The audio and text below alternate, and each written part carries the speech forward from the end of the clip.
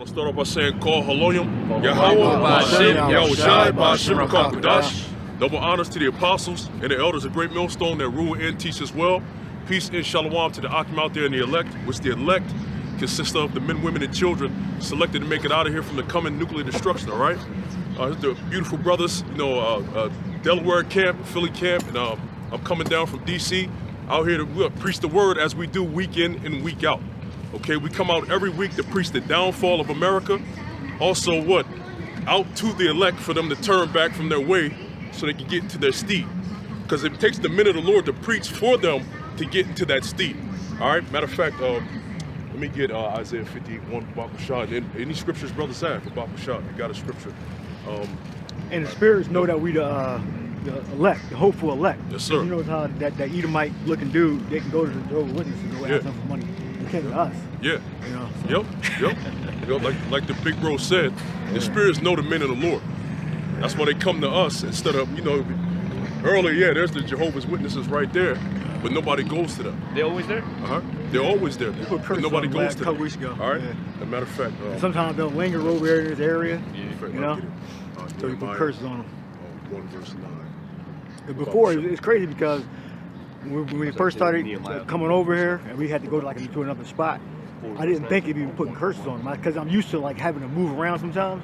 But then one day I just got pissed off. I said, let's put curses on them. I sent the message out, put curses on them. Yep. Because why does the brother feel that way? Why? Because they're preaching off doctrines. And the scriptures say, don't I hate them that hate thee. That's direct hatred. They're coming in the spirit of anti-Messiah. Right. Okay, the scriptures say anti-Christ, there's an anti-Messiah. What they preach is against the scriptures. So of course we hate them with the perfect hatred. All right, but go ahead, brother. This is the book of Isaiah 58:1. It say, cry aloud, spare not. Yeah, the scriptures say, cry aloud, spare not. That's why we're out here. We're crying aloud. What are we crying aloud? We're crying aloud the word of the Lord. And we're not sparing anybody's feelings. It don't matter. Okay, truth is truth. So we don't butter things up to make people feel good. We teach the truth. You see, you got these Jehovah's Witnesses over here set up. They over here trying to mimic the men of the Lord. You see, they got signs. Like the big brother said, they got signs. They talking to everybody that passed by them. They say hello and all this. Why? Because they're trying to get more members. And they never had signs before. These churches never had signs before. Yeah. Now they got signs because they copied off of us. Because the whole world, like we say up down in DC, the whole world is what? Copying off of Israel. The whole world is affected by Israel. That's what we say. The whole world is affected by Israel. Okay? Because the Spirit of the Lord is dealing with the men. All right, but go ahead. Isaiah 58:1. Cry aloud, spare not, lift up thy voice like a trumpet, and shew my people their transgressions. And shew my people their transgressions. My people are the Israelites. So we come out here and we lift up our voice as a trumpet, and that trumpet is what? This word right here. When you go to Joel, the 2nd chapter, it's blow ye the trumpet in Zion. And that trumpet is the word of the Lord. The trumpet deals with warning. The trumpet deals with prophecy. Okay? Warning for the Israel to get right into hearken unto the Lord before the Lord comes to destroy this place. This is all involved in the trumpet. Okay? Go ahead. And show my people. And shew my people their transgressions, and the house of Jacob their sins. In the house of Jacob their sins. That's the Israelites. Are they preaching to the Israelites? No. They're not preaching to the Israelites. They're preaching for all men. Okay? There's no such thing as all men. And all men, if it says all in the scriptures, it's talking about the Israelites. Romans, the 9th chapter, completely kills the Christian church. But they don't read these things with understanding. Right? All right, you got a scripture out? Yeah, I have something. You get a big word. Yep. It's Nehemiah 1:8. It says, remember, I beseech thee, the word that thou commandest thy servant Moses, saying, if you transgress, I will scatter you abroad among the nations. See, that's why we come out here to show our people their transgressions, because there's something behind it. And we continue to transgress as a people, the Lord will do something to us, and he has. That's why we're out here preaching now. Why? Because people are lost. Our people are lost. And what I'm talking about, the elect are lost. Because again, we have a role to play. The men of the Lord have to teach the word of the Lord to open up the minds of the elect. Every one of us has a role. And right now, the elect are in a dead state of mind. A lot of them are in a dead state of mind. Right? Go ahead. It says, but if ye turn unto me and keep my commandments and do them, though there were of you cast out onto the uttermost part of heaven. And guess what? That's what happens when you go to the curses. It shows you that we was going to be what? Scattered throughout the globe. Okay? Why were we scattered? Because we disobeyed the Heavenly Father. But he's telling you, like what? If you turn back to me, though you were scattered. Says though that were of you cast out unto the utmost part of the heaven, yet will I gather them from thence and bring them unto the place that I have chosen. See, I will gather them from all those places and I will bring them to the place that I have chosen. That place is what? The land of Israel. Now tell me, Jehovah's Witnesses or anybody out there like that, are they preaching that the Lord is coming back to deliver a particular people and take them back to their land? How can the other nations go back to the land of Israel when it wasn't theirs? Okay? The only nation that you can say is close to that were the Canaanites. But through the scriptures, it's been proven that that land was really ours anyway, going all the way back to Adam. Is this restoring the land back to the true sons of God anyway? You see? Go ahead. Yep. Slacky. So it says, now, it says, yet will I gather them from thence, and I will bring them unto the place that I have chosen to set my name there. Now these are thy servants and thy people whom thou hast redeemed by thy great power and by thy strong hand. See that? The servants and the people which the Lord redeemed. The Lord only redeemed and came from one group of people. He didn't come for everybody. Even the people in the land of Israel calling themselves the Lord's people, even they say that they're the only people. If I can say something, you know, the issue we have too is you got all these the notions of so-called religion, Roman Catholicism, Christianity. You got the Jehovah's Witnesses, and the issue is they all say that they come out of the King James book or the Bible. The issue is they consistently misconstrue the actual scriptures. So a lot of the people, when they hear what we're saying, it's almost foreign to them because this whole time they've been preaching lies and using the scriptures to do so. Because the one thing about this book is it's a very powerful book. All right, the book of Eli showed you that, right? When all that hell was going through, everyone was trying to look for the Bible, man. Everyone was trying to look for that book. But the problem is they use this book to misconstrue the scriptures, okay? And they don't realize that this book teaches about separatism, right? It's not about everyone being equal. Not all the nations are equal. All right, the Lord has a chosen lineage, which is the nation of Israel. He has a chosen salvation that's going to be. Well, they ignore they ignore the scriptures. Yep. They'll read, but then they don't read the whole context. Yep. They'll ignore scriptures like Revelation 2:26, Isaiah 11, Revelation 13. You'll leave in captivity. So. They don't speak the 100% truth. They don't speak the whole doctrine. They don't declare the whole doctrine. They just declare part of it and then run with that. That's right. Because what these people do, they add and take away from the scriptures. That's what essentially, like the brothers are saying, they add and take away from the scriptures. If you negate the word of the Lord, the scriptures say a little leaven leaveneth the whole lump. If you negate from the Lord, it's not truly the word of the Lord in any way, shape, form, or fashion. So it's a false doctrine. Just like it. Jehovah's Witnesses teach that you, when you go to hell, that means you go out of existence. That's what they teach. You go out of existence. They don't believe in a burning hell like the other Christians do. But you just go out of existence. Well, you know what? I want to land back off of what the brother just said right now, because here's another false doctrine of the Christian church, and all those facets of Christianity. Okay, it's that hell doctrine. It's so crazy. It even got bugged out Israelites talking about it. That's how crazy that is. I got one for you. Colossians 1 and around verse 15. You can get around verse 15. Babako Shah. Because you know how they say, how Batman and the Riddler, they say, riddle me this, Batman. Well, riddle me this, Christian church. All right? Around verse 15. So this Colossians chapter 1 and 15, it says, who is the image of the invisible God? Yeah, because when it says who is the image of the invisible power, it's talking about the Son of the Most High. Okay, who the world ignorantly calls Jesus Christ. He is the image of the invisible power, right? Go ahead. So it says, who is the image of the invisible power? The firstborn of every creature. He was the first created of every creature. Go ahead. For by him were all things created. Now look, for by him were all things created. So by Yahushua, because that's his real name, let's just bring that vibration out. By him, Yahushua, were all things created. Go ahead. That are in heaven and that are in earth, visible and invisible, whether they be thrones or dominions or principalities or powers. All things were created by him and for him. So he even created the other spirits underneath him. He said principalities and powers, angels and demons, thrones, things invisible and invisible. So guess what? So if the Lord created all these things, show me where he created hell at. Because who we know as the Lord, he created all these things underneath the Heavenly Father Yahweh. So you would have to tell me, at what point in the scriptures did the Lord create hell? And if I may also say, right, you know, I bring this out all the time with that. In the Old Testament, when it talks about judgment, it really never talks about hell. The judgment is death, right?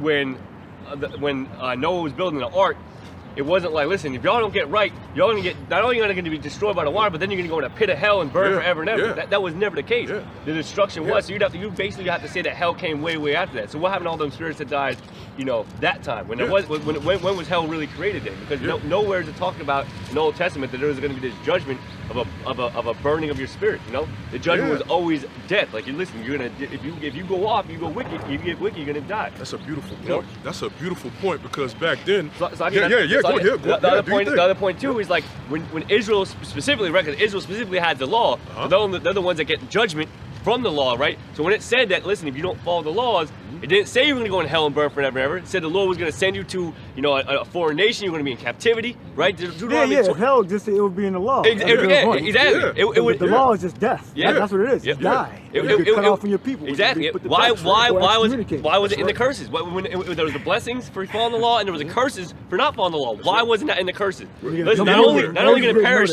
in the spirit, and not only are you going to perish in the flesh, you're going to perish in the spirit as well. That would be the main focal, because that's the issue that we have with these, you know, basically Christians mainly who push that hell, is like they're trying to make that the main focal. Like, no, there's going to be a flaming destruction that's going to come that you should be focusing on, which is the thermonuclear missile. And another point is Moses was the Lord's friend, right? Does it say that? Absolutely. Yeah. So wouldn't we was on the mount? Wouldn't he had told Moses about hell? He didn't tell Moses about hell. Moses would have wrote it down.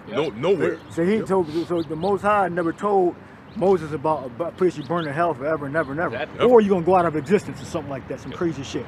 You just cease to exist. That's right. You know? That's right. The Lord didn't tell Moses that. That's right. What you people got to realize is that the hell that the scriptures is talking about is death and destruction by way of thermonuclear missiles. And that just happens to line up with the fall of Babylon. What this happens to line up with the second death. All these things line up with each other, minus the hell doctrine that you guys are teaching. If Noah was really preaching to the people to get right, wouldn't he say, hey, you need to get right, because if you die, you're going to hell? Not just the water aspect, like the brother said. It's a beautiful point. And Peter talks about that. Well, or I'm sorry, it was that Matthew where it says like, so in the days of Noah, right? And then Peter talks about how the earth that was destroyed by water will now be destroyed by fire. That's right. So that's not really like a spiritual thing. That's your physical flesh is going to burn in the fire. And it's talking about America. That's right. That's going to come, just like Noah. In Noah's time, the water came and killed those people by the flood, by the water. That's right. That's right. And we're going to link all these things. So you mean to tell me all those people that died of the flood in Noah's time, they're in hell, and I guess all the people that died of the fire is going to also go to hell? Like, no, that don't make no damn sense. And according to Christianity, Slocky, brother. And according to Christianity, they say what? You have to have the Lord Jesus Christ in your heart to go to heaven. So prior to him coming on the scene, where's everybody else at? All right. That's how reincarnation would have to exist. On both ends, you know. Where's everybody else at? Where's the Canaanites? Where's the other nations that the Lord told us to kill off? Right. Where are they at? Because the scriptures say in Jeremiah, have a nation changed their gods, but yet no gods. They inherently have other gods, so by default they should go straight to hell. Y'all got a lot of explaining to do. All right. That's way over their head. That's too complicated. Absolutely. They want you to keep it simple and to receive the love of Christ. Absolutely. That's what they want. That's what they want to do. Keep it simple. Make you fear a God that got horns and a pitchfork. You know. Fear tactics. Go ahead, brother. God. So this Colossians chapter 1 and 17, it says, and you niggas believe in that Tales from the Hood stuff. Welcome to hell, mother. You believe in that shit. That's the newer one, right? Yeah. the old one. With old boy, Clarence Williams III, that passed away. Him and the other dude, Keith David, part 2. Keith David. Go ahead, bro. God. So it's Colossians 1 and 17. It says, and he is before all things, and by him all things consist. And he is the head of the body, the church, who is the beginning, the firstborn from the dead? Yeah, and the water for reading that because it says he is the head of the body, the church. When you go into what the church is a congregation. The word church itself does go to the word calling out, but when you go to the word church in the Greek, it means what? An assembly. So he is the head of what? The assembly, the true assembly of the Israelites. He's not the head of the whole world, man. Well, ultimately, he is the head of the whole world, but Israel is the elect chosen. That's what I wanted to say. He's the elect chosen. All right, you got the scripture. Another funny thing too is like, because the same people that say, you know, if you do so-called wrong, you're going to hell. Then you ask, well, like, because they're also will be same ones that say that, you know, the law is done away with. So what do I do that's apparently wrong, you know? And they'll try to then, you know, draw this line of like what laws are, you know, it's going to put you to hell and like what's not, right? But there's more than just those, you know, the so-called 10 Commandments that they try to hold, you know, the Christians try to hold you to. But we don't break the 10 Commandments. Yeah. That's not. We don't break the 10 Commandments. Yeah. So. And the very first one is death. It deals with death. What they want is they want you to go to the church and give them money. Exactly. That's what they want. Yep. You know, we believe in the Lord. Okay, so it's nothing you can accuse us of. Yep. Right? And they don't keep the laws anyway. That's They right. don't even apply to them. Yeah. They don't apply to them. They want you to go to their church and believe on the Lord how they believe on the Lord. That's what they really mean. That's right. We don't believe in the Lord how they believe in the Lord. We believe in the Lord as the scripture has said. That's right. And That's right. John 7:35. That's We're going right. to prove hell that it's not a place you're born and burn forever. Right. Now, when the scriptures speak about forever and ever and ever, that's talking about America burning on fire and the nations in slavery, hellish conditions. All right, it's not talking about your spirit, an Israelite burning in hell forever. No, the nations are going to be in slavery, all right, or America on fire for a long period of time. That's right. All right, and we'll get that. That's right. That's right. That's right. This is John. I'm bringing out what the brother said. This is John 7 and verse 38. He that believeth on me, as the scripture have said, out of his belly shall flow rivers of living water. You have to believe on Yahweh Shemel Shai according to what's written in the scriptures. No other way. So again, they only do this to what? Feed their own belly. They're not sincere. Because if they were sincere, they would go to what? The whole volume of the book. Go to the Gospels. Yep. So you endangered your brother without cause. You endangered hellfire. Let's just break that down. That's right. That's right. It's a great point. All right. They just come out to serve their own bellies. They don't come out in truth and sincerity and go through because Yahweh Shai said, I come in the volume of the book. If you were really about Jesus, as they say, they will come to the volume of the book, which they're not going to do that. Okay. You know, people have itching ears, man. They go to every winded doctrine, man. So all these you have to start believing in doctrines, basically. Because realistically, all these other like, you know, religions really just false gods, man. It's false idol worship, and our people just gravitate to that wickedness, man. They gravitate to that madness. You know, that's why we're like you open up with like that's why we're out here to teach them the right way. That's right. You know, because our people have that stronghold on them, and they go to every winded doctrine, man. So they'll go to that, you know, that bullshit. They'll go to Esau's Christianity that he had built up and established. You know, right? Because they're totally blinded. Yep. I heard the apostles going into like the Cornelius thing and the Gentiles. Remember that's precious because it was a time where they had total blinders on who the Gentiles were, like with full knowledge. In Cornelius. And then it was a time where they found out. So they were blinded. They had peripherals on them. They had like now you put a horse, the blinders on a horse. They won't be afraid, left and right. And then now it's opened up. So the people in the world, they still got blinders. They still have blinders on them. You know, so there's nothing you can do to penetrate their mind. There's nothing you can do. Nothing. Only thing you can do is preach. And if the Lord opened their mind up, like the Lord Yahweh Shai opened our elders and apostles' minds up to understand the Cornelius and the Gentiles brought it to full fruition, you know, we can only preach the gospel and let the Spirit take over. That's right. And then eloquently go into the scriptures with the proper precept upon precept. We're going to prove to you that hell is not a place you burn forever and ever, but it's either a condition or it's a Babylon America being destroyed. That's right. That's right. That's right. Brothers want to get that? Big hellfire. Yep. Shall we endanger the hellfire? This is the book of Matthew 5 and 22. It says, but I say unto you that whosoever is angry with his brother without a cause. Without cause, you can be angry. Not saying so the Christians will say, oh, don't be angry. You stupid ass fucker motherfucker. They don't mean that. All right? For brother fucking up, you have a right to be angry if he's fucking up. All right? Read again. Matthew 5 and 22. It says, but I say unto you that whosoever is angry with his brother without a cause. Without a cause. All right. Same thing with the money thing. Love of money is the root of all evil, not money itself. That's the system the Lord set in place for us to buy and sell, trade, and all that. That's not something man came up with. That's right. All right, go ahead. It say that whosoever is angry with his brother without a cause shall be danger of the judgment. Shall be in danger of the judgment. Yep. And whosoever shall say to his brother, Rakah, shall be in danger of the council.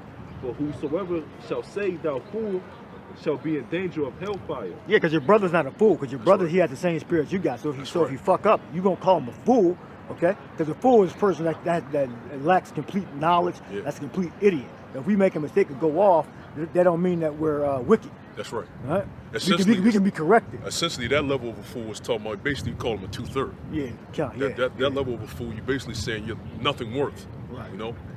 And you're not supposed to do that to a brother that's of the elect. But remember, this all circles around who's the elect. Right. You know? Shalak, you have more on it? Yeah, read it again. Yep. Yeah, this book of Matthew 5:22, it say, but I say unto you that whosoever is angry with his brother without a cause. Remember what the Lord said, who is my mother, who is my brother, right?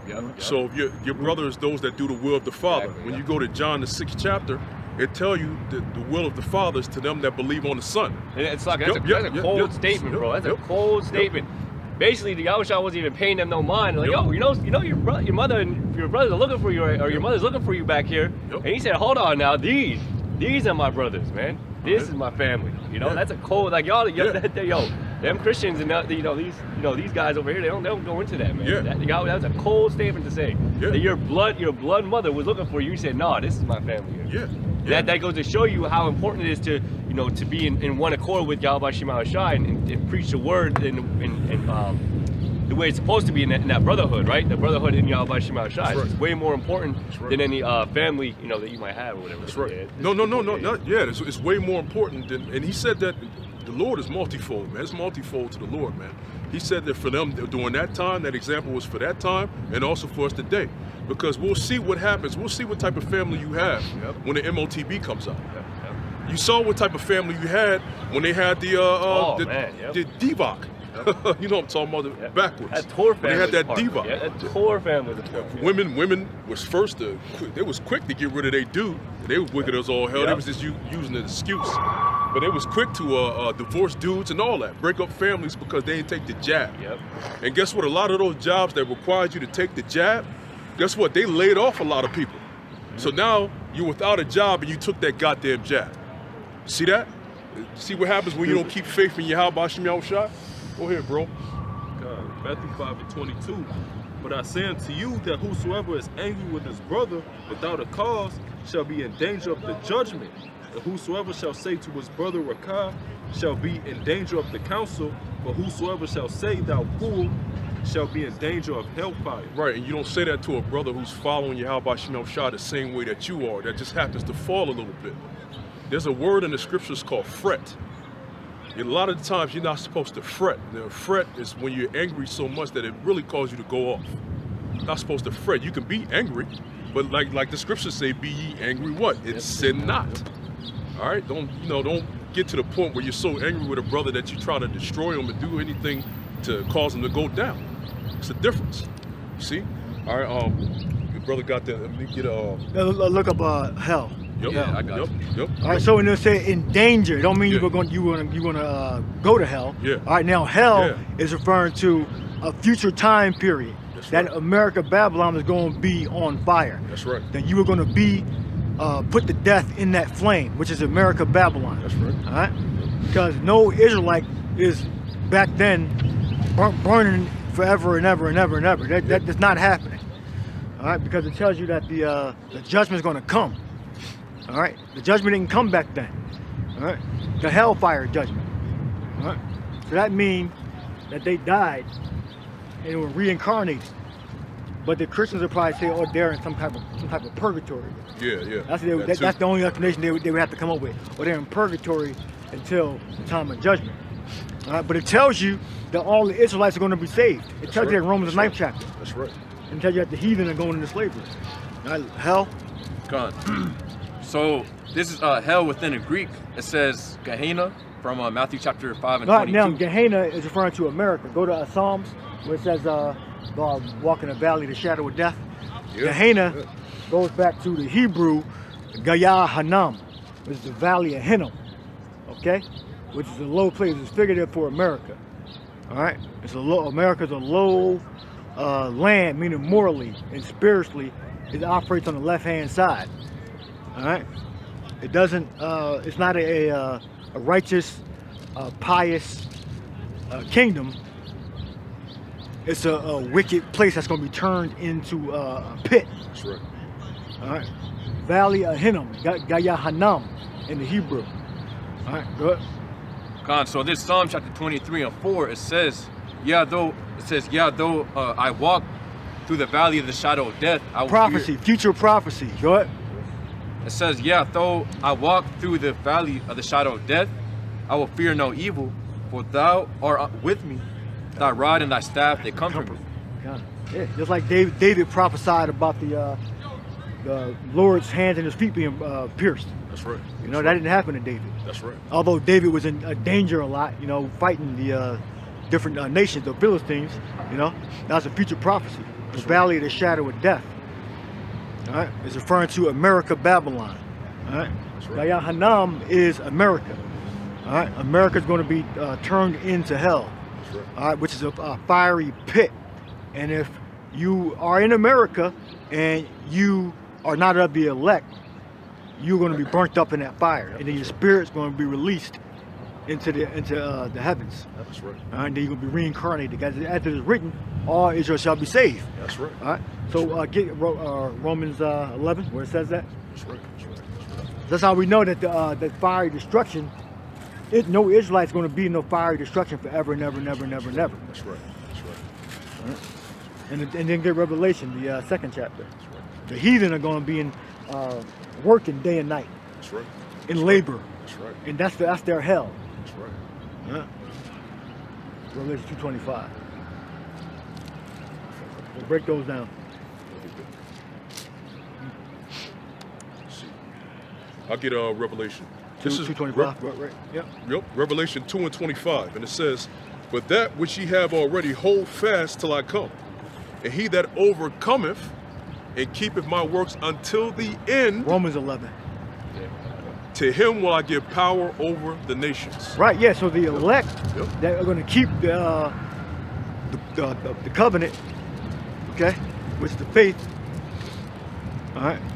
Mixed with the law. All right. The works, yeah, because the prophets have a higher duty to keep the laws than, like, say, the mass elect, because we have we're closer to the Yahushua, we're like the Levites, spiritual Levites. Absolutely. All right. So read that again. Yep. It says, verse 26, "And he that overcometh and keepeth my works unto the end, to him will I give power over the nations. What? And he shall rule them with a rod of iron." Yeah, so if hell exists, what, like the Apostles 1 and 2 months ago, if hell exists where you burn in hell forever and ever, how the hell are the Israelites going to be ruling people burning in hell forever and ever? That don't make no damn sense. That's Absolutely. impossible. Absolutely. They're not going to be burning in hell forever and ever and ever. No, they're going to be in hell working the farms, working the fields, bringing in different fruits and vegetables from the fields, planting seeds. So people are going to be in heaven and hell, and then you're going to have a group of people made of all nations that's going to be ruling over other nations. Make that make sense? Right, it don't make no sense. So they're going to be ruling over other nations for all eternity, like that. But while they're ruling over other nations on the earth, you're going to have people in heaven and hell. Yeah, that's no scripture on that. Yeah, there's no scripture on that. Mm-hmm. The hell is they're going to be in the fields. They're going to be being construction workers. All right? They're going to be servants to the Israelites, to us. All right? They're not going to be burning in hell forever and ever and ever. There's no scripture, there's no law that the Most High gave to Moses, because Moses was the Lord's friend. That's right. Can we get to find that scripture? It says that Moses was the Lord's friend. You can Google it if you have to. Yeah. And the Lord said that about us too.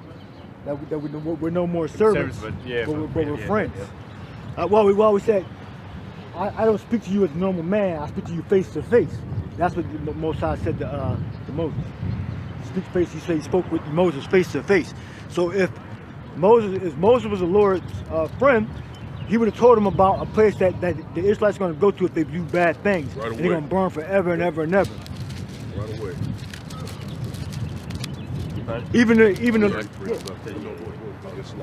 but, God, so this Exodus chapter 33 and 11, it says, "And our Lord Yahweh spake unto Moses face to face, as a man speaketh unto his friend. And he turned again into the camp, but his servant Joshua, the son of Nun, a young man, departed not out of the tabernacle." yeah, so Joshua was close. He was close to Moses. Yeah, which is Yahweh Shai. That's how you say it in the Hebrew. All right. So he didn't tell Moses about a place where the Israelites going to burn forever and ever, and they were going to be for eternity, for a trillion years, like the apostles were saying. Trillion years is just a 10,000% of your suffering. Yeah. It's 1/10,000% of your suffering forever. And if you go along with the narrative of burning in hell forever and ever, Yeah. a trillion years is just the beginning. Yeah. That's the first chapter, Yeah. the first quarter of a chapter. All right, but you're not going to be burning in hell forever and ever and ever and ever. That's no scripture on that. And scriptures speak about they're going to be suffering for a long time, forever and ever and ever. That's referring to the heathen in slavery. Okay, and we'll get it. Absolutely. All right. Yeah, Romans 11. All Israel shall be saved. Yep, I got it. Yeah.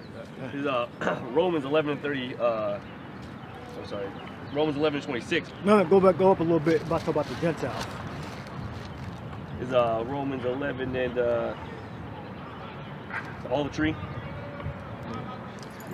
Fullness of the Gentiles come in, as it is written. A few verses up. Should be a few verses up. Yeah. I'll start at verse 24. Yeah. Romans 11:24. For if thou wert cut out of the olive tree, which is wild by nature, and were grafted contrary to nature into a good olive tree, how much more shall these, which be the natural branches, Yeah, because Israel went off. Yep. And we had to be grafted back in. Yep. All right? So the Gentiles, they went off. They were grafted back in. That's right. The heathen were never a part of the tree.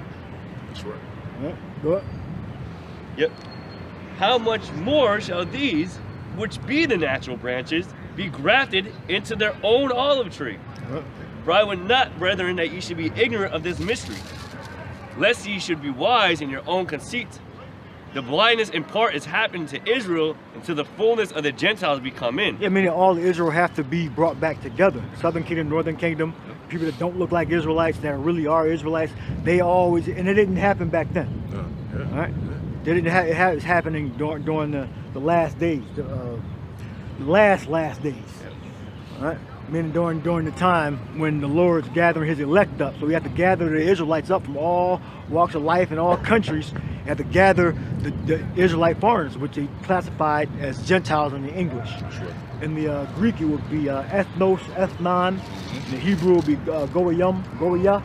And then you look in the dictionary, it tells you those are non-religious Israelites. Yeah. In the Hebrew dictionary. Yeah. So what the hell are these people talking about? Yeah, when you look at the word diaspora or diaspora, it means scattered Israelites. Right, so if we were reading in Hebrew, we'd be reading non-religious Israelite. That's what we be reading. If we were just reading right in Hebrew, it would be goyah would be plural. All right? Right. So they lack the knowledge on the Hebrew, the Greek, and the comprehending the history. Yep.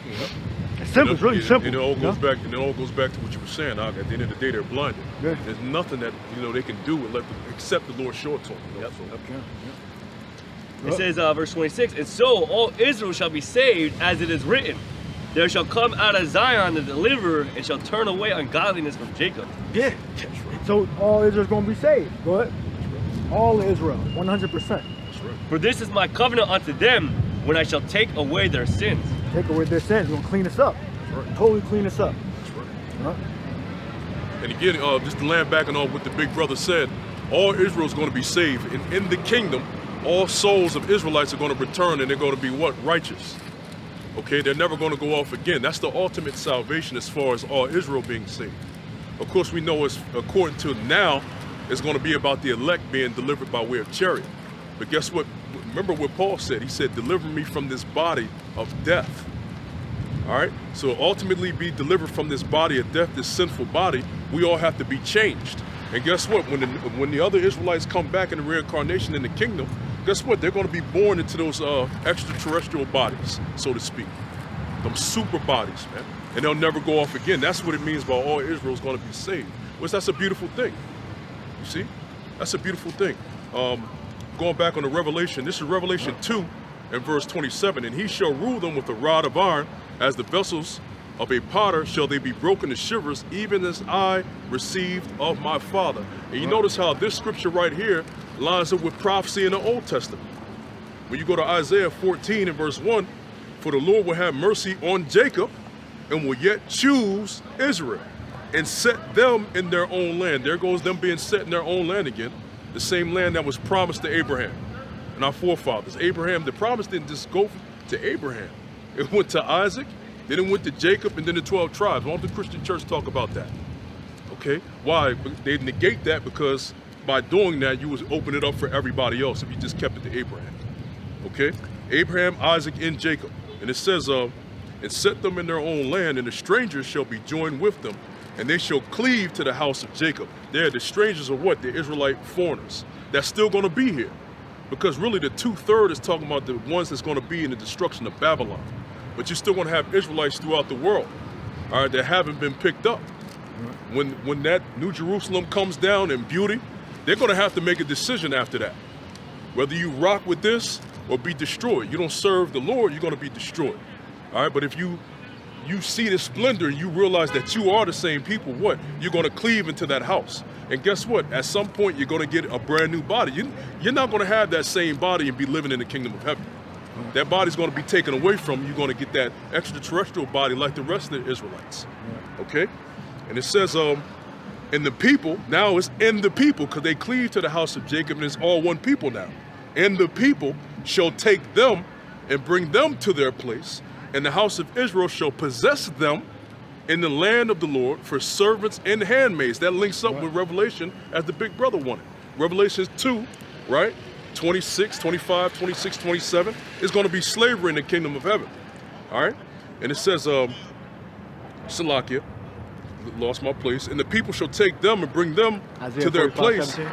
and the house of Israel shall possess them in the land of the Lord for servants and handmaids, and they shall take them captives, whose captives they were. And this is still valid. Yep. 100. This has not been done away with. Yep. Okay, because like the elder brother said, it links up with the revelation of Yahweh Shai. Absolutely. So Yahweh Shai confirmed it. Absolutely. Can you give me Galatians or Ephesians says the covenant be confirmed, it cannot be disannounced. No, that's right. That's Right? right. So Yahweh Shai confirmed it right. through John. That's right. Yeah, continue. Yeah, this what shows Yahweh Shai as a prophet. Okay, All right. yeah. And it says, all right, it says whose captives they were, and they shall rule over their oppressors. You see how Yahweh Shai, and this also links up to the fact that Yahweh Shai came in the volume of the book. This is him speaking all over again. The reason why Isaiah was able to prophesy this because Yahweh Shai was dealing with Isaiah by way of the Holy Spirit back then. All right, Yahweh Shai was always around. In order to remember, the spirit of prophecy is Yahweh Shai. Just roughly paraphrasing, Revelation 19 and 10. All right, in order for him to prophesy, Yahweh Shai has to be dealing with him. And I'm gonna get that unless the Yeah, brother and that go. was lunatic. Like the things that Isaiah was saying, I could see back then was like that was like crazy, Yeah. lunacy. Yeah, You know, especially Israel in their power. Like the nations ain't gonna rule over us. Yeah. So you're saying the nation's gonna rule over us? We're gonna get put to death, and then we're gonna be resurrected and rule again? You know, like Jake don't believe that. Jake don't even believe that America gonna disappear off the right. face of the earth. That's right. So back then they thought the prophets were crazy. That's right. Even so much. That's right. Isaiah, the Lord even made Isaiah walk butt ass naked, I believe. Yeah, that's correct. So You could be right. I was thinking Ezekiel. You could be right. Yeah, I You could think be it's right. Isaiah. Yeah, you could be right. You could be right. Yeah, so that's so they look at us as like we're crazy. You know, we're not gonna no strip down like that. But the Lord had has a spirit on the elect, so we can endure and understand things the world is not gonna endure and understand. That's right. All right, they'll walk around in a damn suit, be all proper, speak the right English. Right. You know, we'll wear the garments pursuing the Revelation 11. That Revelation 11, right? The sack, right? We'll beckon with the hand, right?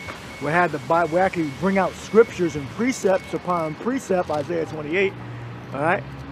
And we'll actually engage with meaningful debate.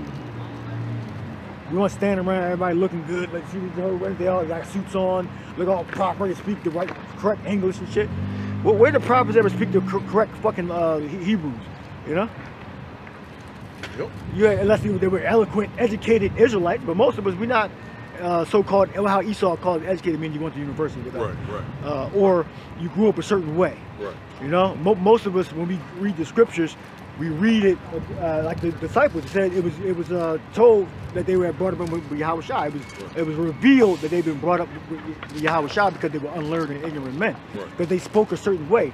Their cadence was delivered in a way that was not proper. That's right. All right. That's So right. most of us speak in a way that people would find to be distasteful. That's right. Not even. That's right. I'm not talking about using curse words or nothing like that's that. right. I'm That's talking right. about just our delivery system. That's right. All right. In the modern day, they talk about what? That goes against the social norms. Right. Like in sociology, they got terms, the social and cultural norms. Because we're going against what's set up by society and the culture here, we're distasteful, as the brother said. Right. We're teaching that all men can make it. Oh, that's distasteful. That all men should make it. Yeah. You're not educated on how it's brought up here. This is what we teach. Yeah, we see like a dignitary or somebody that's high up and say, well, you know, you lie. Just because you're high up in the system, you're not exempt from the judgment. You're going to be exempt too. You're not. Right. You're in danger of hellfire too. Yep, that's right. We're not going to have respect of a person. That's what Peter said You know? when he saw Cornelius. I perceived that the Heavenly Father is not a respecter of persons. Because even Cornelius, you know? Yeah. Right. Yeah, he was from one of Centurion, the centurion that was of the other southern kingdom, either Judah, Benjamin, Levi, that was scattered during the Hellenization or the Romanization of the area. Well, wasn't the same thing said in what was that Kings about Saul about he was he was a good-looking man or something like that? Was seemed like he would be the one to be at all, and the Lord didn't look at him. Right? He right. looked after Samuel, right? Stature, Well, his right. older brother was I might have it wrong. David, come on, Yeah. David, yeah. David's brothers, older brothers. Yeah, he's Because he was the he was least a of young the boy. brothers. He was a Yeah, young yeah. boy, yeah. Yep. And they said, don't look at the stature. Yeah, that's right. That's right. I think there's something else about them specifically. But get those precepts I asked sorry. for. What I asked for. Galatians 3:15. Isaiah 45:7 first. Isaiah 45:7. 7 or 17? 17. Sorry. Isaiah 45:17 to say, but Israel shall be saved in the Lord. All Israel gonna be saved. Good. But Israel shall be saved in the Lord with an everlasting salvation. Ye shall not be ashamed or confounded, world without end. Yeah, meaning ultimately after the destruction of Babylon, America, all the Israelites gonna come back through the elect. That's right. All right. And then when it says world without end, that proves that all Israel's going to be saved. That word there means age. I believe that's right. Iwalam. That's right. So the age of Israel is never going to cease. That's right. All right. Well, it's on pause, like the apostles I think went into. It's on pause right now, and then it's going to go back in, Right. back into full power, coming to full fruition. The word there is Iwalam, I believe there. It means age. That's right. So Israel is an age without end. So there's not going to be a multi-cultural kingdom. It's going to be the Israelites ruling. And that's how you know that the Christians don't believe that, because they don't teach it. That's right. That's right. Because the word there means age, That's right. world without end. That's right. All right. So if they actually believe that, the fake Christians, they would teach it in the church. That's right. They would say you are all Israelites. They don't teach that. That's right. They call That's they right. call them Christians. That's right. All right? Because they are they're not of the elect, That's right. and they don't have the truth. Yeah, it's like if I could bring this out, because I want to just clarify. You were right. It's on Samuel's. It's 1 Samuel 16. I'm gonna start at verse 6. And it came to pass when they were come that he looked on Eliab and said, surely the Lord's anointed is before him. But Yahweh said unto Samuel, look not on his countenance or on the height of his stature, because I have refused him. Right. For the Lord seeth not as man seeth, for man looketh on the outward appearance, but the Lord looketh on the heart. And that's kind of like I said, goes into it like, they look at certain men, or the way they look or the way they're perceived in society, and it's like that must be a man of, that's gonna receive salvation. Like, no, right. They look at us like a bunch of bums and a bunch of hobos, and they had their own preconceived notions of us, but They're not of the elect. Yep, and that's why I said. That's why I also says in mind. Wisdom of Solomon, it says the strangeness of their salvation. Yeah, that's true. It's all but upon what they've looked for. Like they would have never guessed. You know what I mean? Because the world has taught a certain thing about a way a man's gait should be, a way a man's look should be.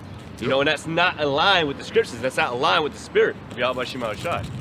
So So I just, just to back up y'all brothers' point. If I can bring this out, Yeah, this come is Sirach 13 and verse 23. When a rich man speaketh, every man holdeth his tongue, Yep. and look what he saith. They extol it to the clouds. So, if I can bring something out, I just was recently watching a video. I think it was probably like one of the newer ones of Andrew Tate. It's actually a pretty good video. I ain't gonna lie. Like he actually was, pretty much, like the things he was saying was pretty much on point. And he basically said, like, listen, like, if you want to like people to listen to you, you have to have money. You know what I mean? Yeah, like yeah, basically, like yeah. people listen to people who have money. And he basically said that, like status and all that.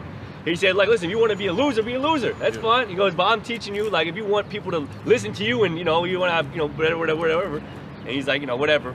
Obviously, I'm not saying to, be like that, but I'm just saying, like, that's the point. Like, when you have money, that's why he has such a strong influence. And the things he says, that's why it disrupts, what he calls the matrix, because they don't want that narrative being pushed. Or maybe they do, like, Yeah, and it's a trade-off, too. That's why his ass got locked up. Yep. So, so if you're in the spotlight, you're more susceptible to more different dangers. Because if you're not on the in crowd, which I don't believe he is, then you're susceptible to get, arrested. And that's why, guys like D Wade can't say, imagine if he like really had a problem with his son being, whatever. Yeah. He came out and said that.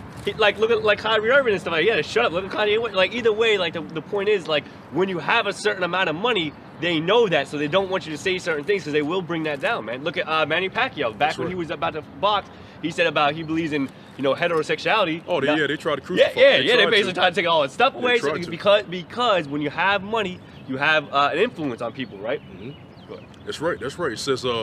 It says they extol it to the clouds, but if the poor man speak, they say, what fellow is this? yeah. And if he stumble, they will help to overthrow him. Damn. Yep. See that? Yep. And if you see, but again, like the brothers were saying, if you have some type of stature, some type of clout in a carnal world, the carnal people want to, extol you to the clouds. They want to put you up. Why? Because money is everything to these people. The real riches are the riches of the scriptures. You'll see how much money is to you when all hell breaks loose. You'll see. All right. Again, Andrew Tate, all these cats, the reason why they're rich really is because of their following. Their followers constantly, in a roundabout way, keep them relevant and keep them up. All right. If we truly had a following the way they do you not think that they would donate to us? Absolutely, they would. All right. You tend to help the people who you look up to, even in a righteous sense. Do we not give tithes to the apostles and elders? Do we not help them? Why? Because we see them as our leaders in the spirit. So in turn, we as a collective send money to help them. It's the same on the left-hand side. You see?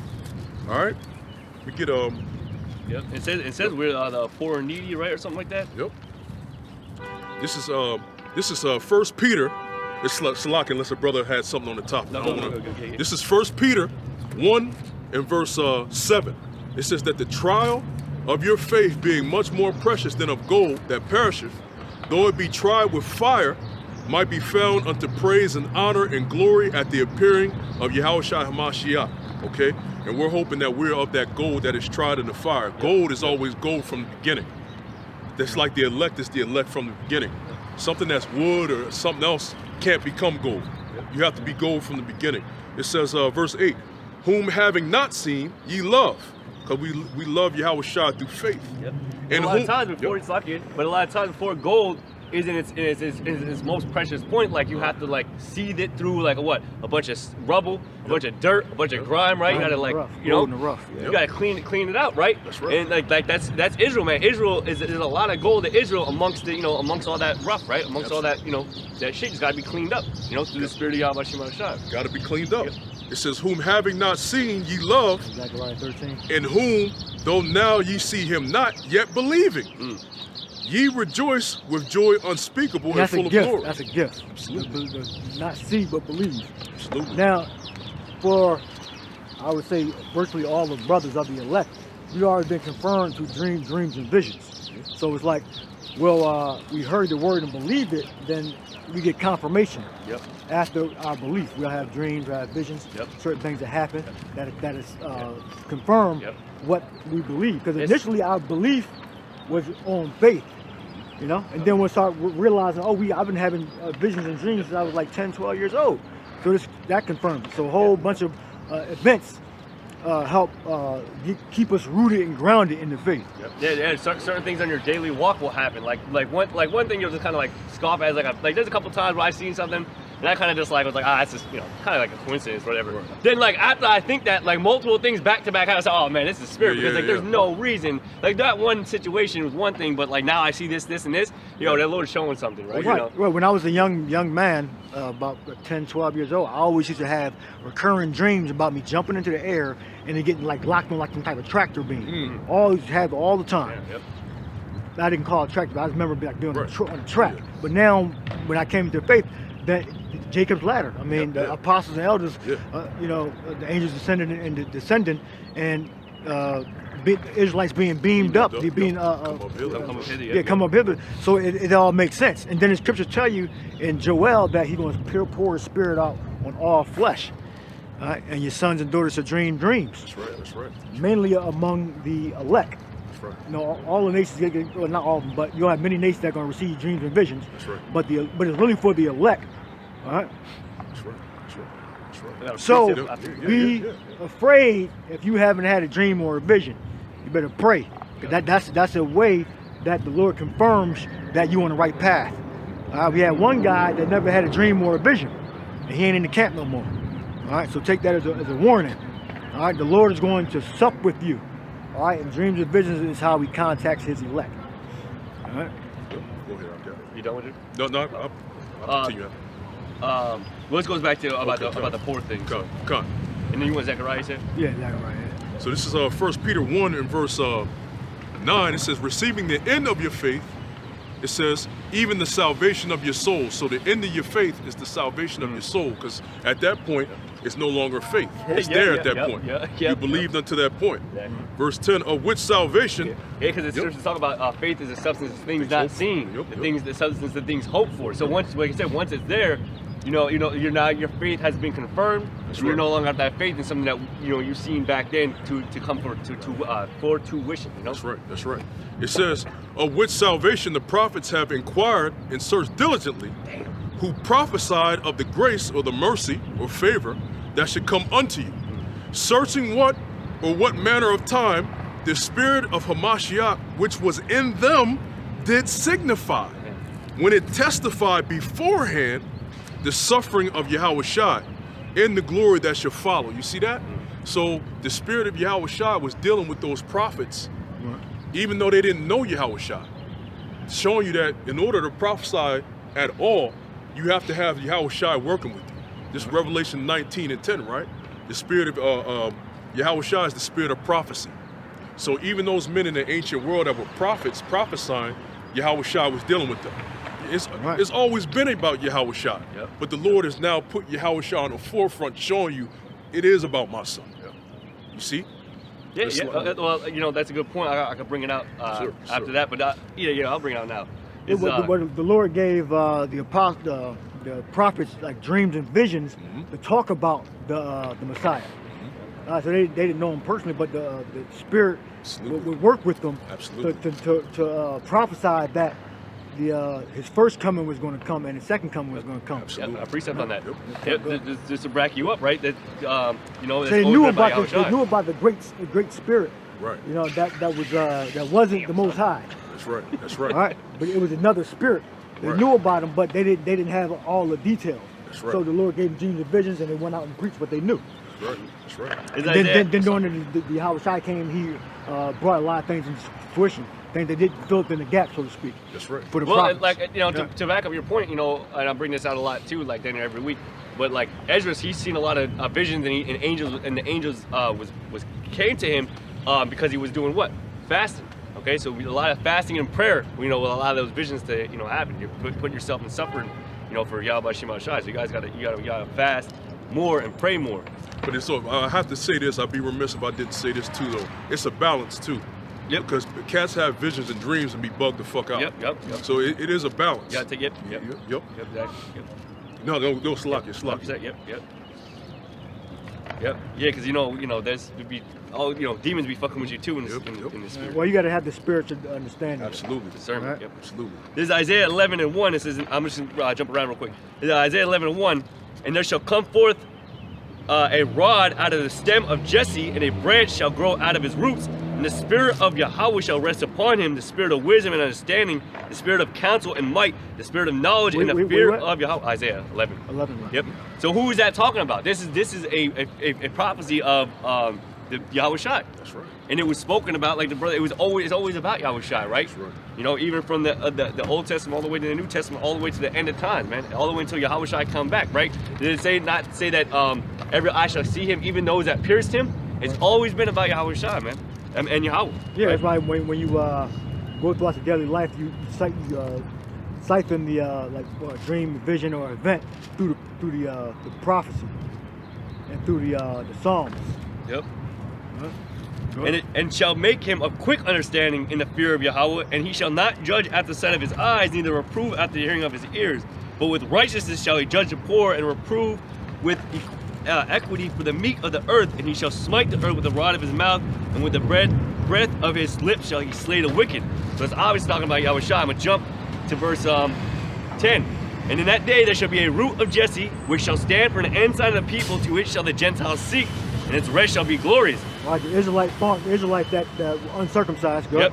And it shall come to pass in that day that Yahweh shall set his hand again the second time to recover the remnant of his people, which shall be left from Assyria and from Egypt and from Pathros and from Cush and from Elam and from Shinar and from Hamath and from the islands of the sea.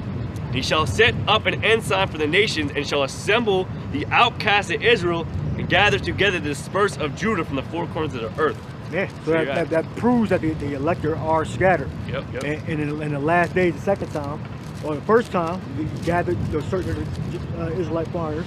All right, and then on the second time, you're going to gather Israel again. That's scattered within those nations. That's right. All right, so they're not going to be burning in hell forever and ever and ever. That's right. All right. The nations are going to be in slavery under the Israelites. That's right. All right. That's right. I get Isaiah 13. I get Isaiah 13. Around where What else it I says. tell y'all to get? Galatians, right? Yeah. Yeah, Galatians. You read Yeah. that. No. You read that? I get your Galatians. Yep. Oh, Yeah. it's not good. Yeah. You know?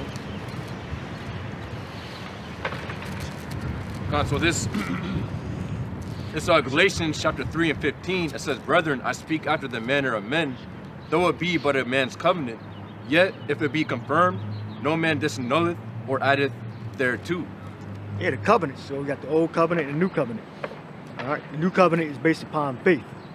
All right, faith being the Lord was going to give us grace and faith, and through that we were going to be built up. So we go to Joel, second chapter. They're going to pour out His Spirit on all flesh. All right. So read that again. God, it's Galatians chapter 3, 15. It says, "Brethren, I speak after the manner of men, though it be but a man's covenant, yet if it be confirmed, no man disannulleth or addeth thereto." Yeah, Yahweh Shai confirmed it. All right, with His death and resurrection. So we know that the things that are written in the scriptures are true. All right. Go ahead. Verse 16, it says, "Not to Abraham and his seeds, or to his seed." It says, "Not to Abraham and his seed were the promises made. He said not, and to seeds as of many, but as of one, and to thy seed, which is Hamashiach." Right, so it's not all the sons of Abraham. It's referring to Isaac. That's right. So, and Isaac shall thy seed be called. It's going to say that? I think it's going to say that. But in Isaac shall thy seed be called. I think it might be the same precept. Yeah, I don't think it says it this way. We'll find that precept. We'll continue to read that. Let the other brother find it. God, it says, verse 17, "And I say this," or it says, "And this I say, that the covenant that was confirmed before the Most High in a Mashiach, the law, which was 430 years after, cannot disannul, that it should make the promise of none effect. Go ahead.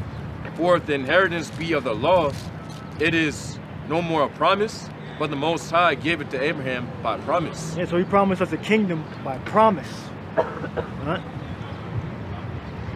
Go ahead. "Wherefore then serveth the law, it was added because," or it's like it says, "it was added because of transgressions." Right, so we know that no Israelites going to perish forever. All right, because it was promised to us. through Abraham, Isaac, and Jacob, that we were going to receive the kingdom. You got Isaac's side of the seed be called? Yeah, I got you, brother. This this is Romans 9. I can do one in Romans 9. Romans Come. 9 and verse 7. Neither because they are the seed of Abraham are they all children, but in Isaac shall thy seed be called. And Isaac shall thy seed be called. So it goes to Abraham, Isaac, and Jacob.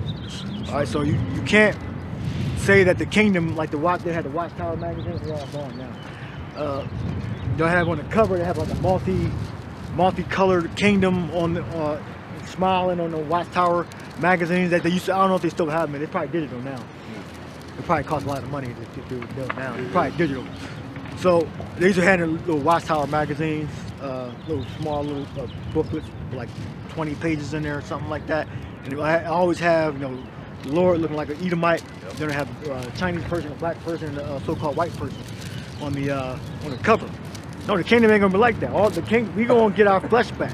All right, brothers that look like Edomites, brothers that are more fair skinned, we gonna get our Yahushai, King Solomon, Peter, the disciples' stature back. Stature, complexion, might. We gonna get that back. All right. We gonna look, and we all gonna look like Israelites. We ain't gonna look like Edomites and Elam and different nations of Japheth. We gonna look like Israelites. Because we're going to receive those new bodies. Even when Israel has sex with the other nations' women. Well, it happened to Esau, right? Yeah. Esau married dark nations. Yeah. They all came out more fairer skin. Yeah. Or pale flesh, whatever. Yep. So. Let's see, something that this is Genesis, the land back on what you said, brother. Yeah. This is Genesis 17 in verse. Genesis 17 and verse. Yes, Genesis 17 and verse 14. And the uncircumcised man-child whose flesh of his foreskin is not circumcised, that soul shall be cut off from his people. He hath broken my covenant. And the Most High said unto Abraham, As for Sarai thy wife, thou shalt not call her name Sarai, but Sarah shall her name be. And I will bless her, and give thee a son also of her. Yea, I will bless her, and she shall be a mother of nations. Kings of people shall be of her. Now I ask the Christian church, Abraham is called the father of nations, and you try to run with Abraham. Now Sarah was called the mother of nations. Now, if Sarah's the mother of nations, who is that nations of Sarah? Because out of her, who was her only child? Sarah had Isaac. And then after Isaac, it was Jacob.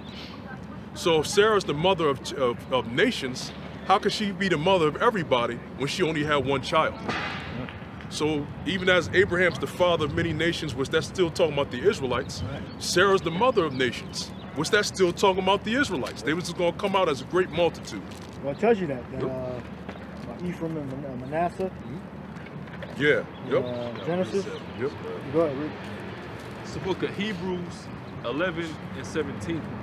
It says, by faith Abraham, when he was tried, offered up Isaac, and he that had received the promises offered up his only begotten son, of whom it was said that in Isaac shall thy seed be called. Break it down.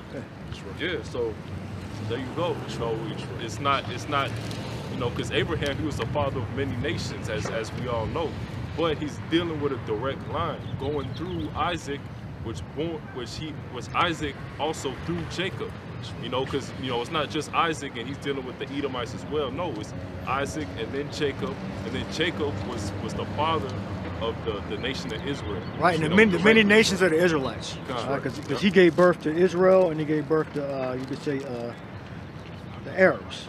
Arabs. Yeah, Right? yep. The Arabs composed of different, like Midian, Ishmael. And they make up what you call the Arabs today. Yeah, even like the sons of Keturah, they sons basically of fall Keturah. in. They basically fall in like the Arabs. Yeah. Go to 35 and Esau too. I mean, as it goes Oh, yeah, down, Esau, as yeah, it Esau goes too. down, Yeah, so the Arabs, Esau, and Israel all came from Abraham. Mm-hmm. Yeah, and real quick, I can back up the brother. Yeah. It's second Ezra chapter. But wait a minute, Japheth didn't come from Abraham. Right. So what about Japheth? Ham didn't come Ham, from Abraham. yeah. So how's he? See, just lock your brother. Right.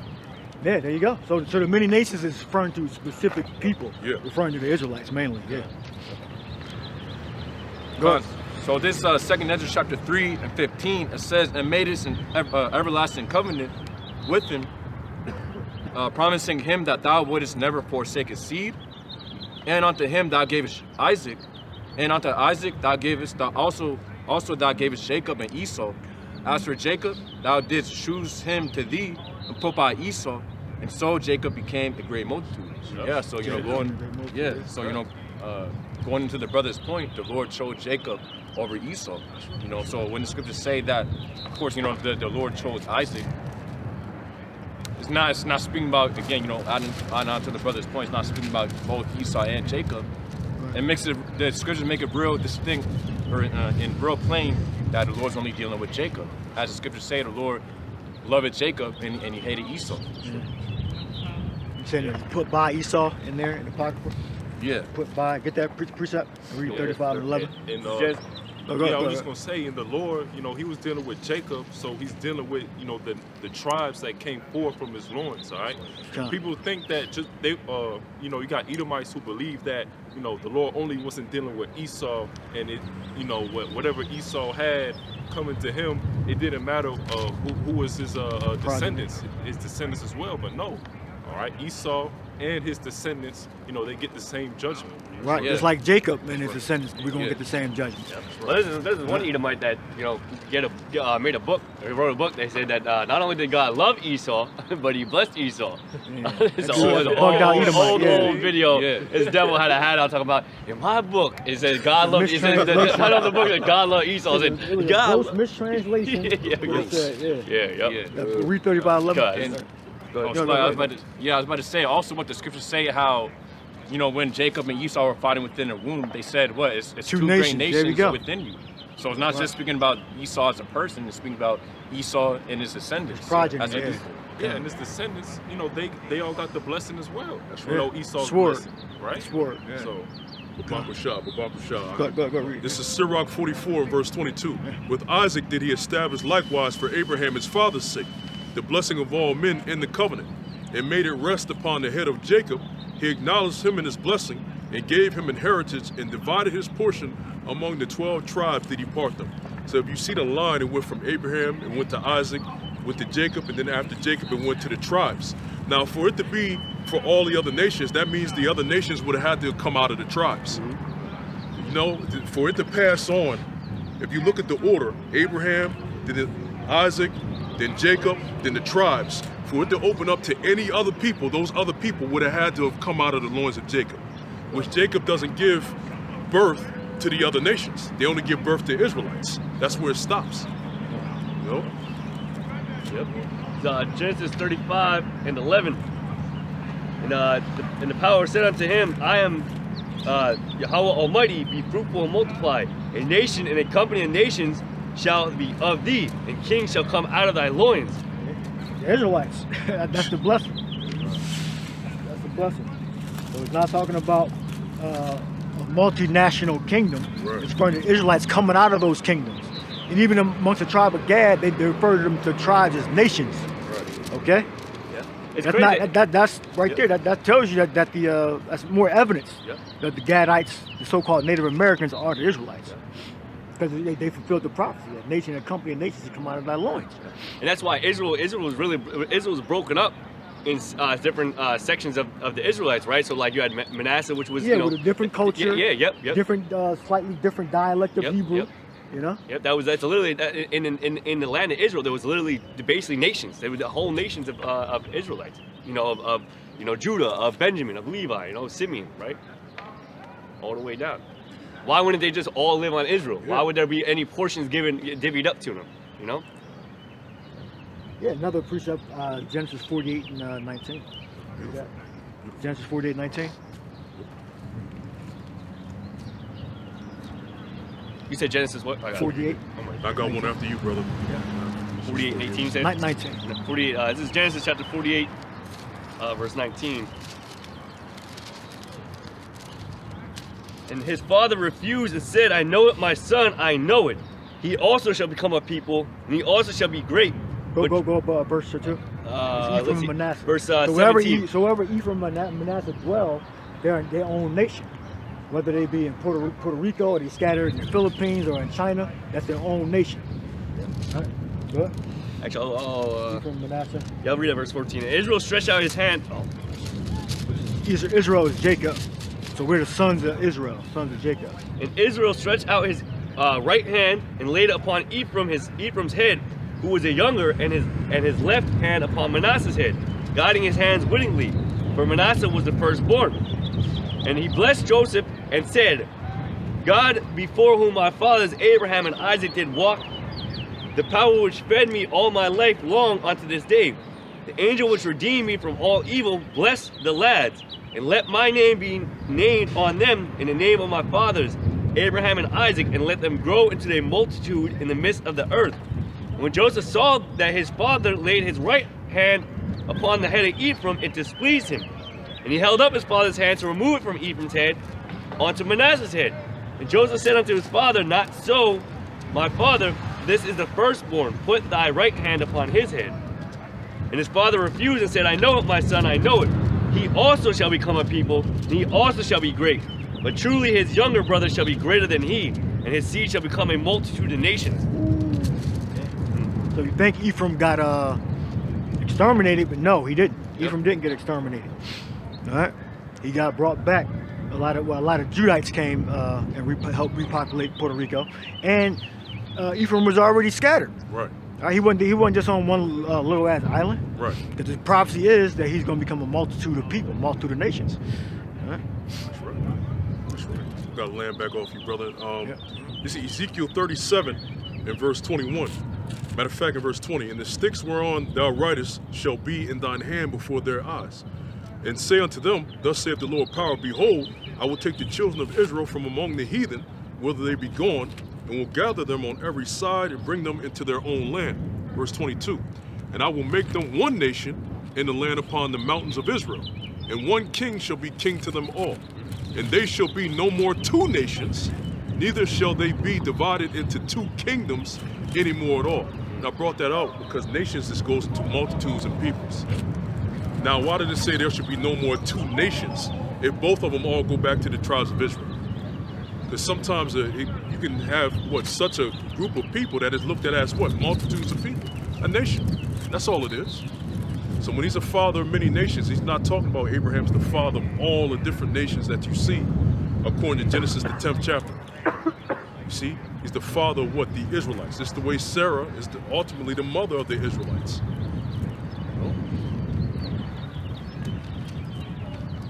Let's see, I'm gonna get back to all day long.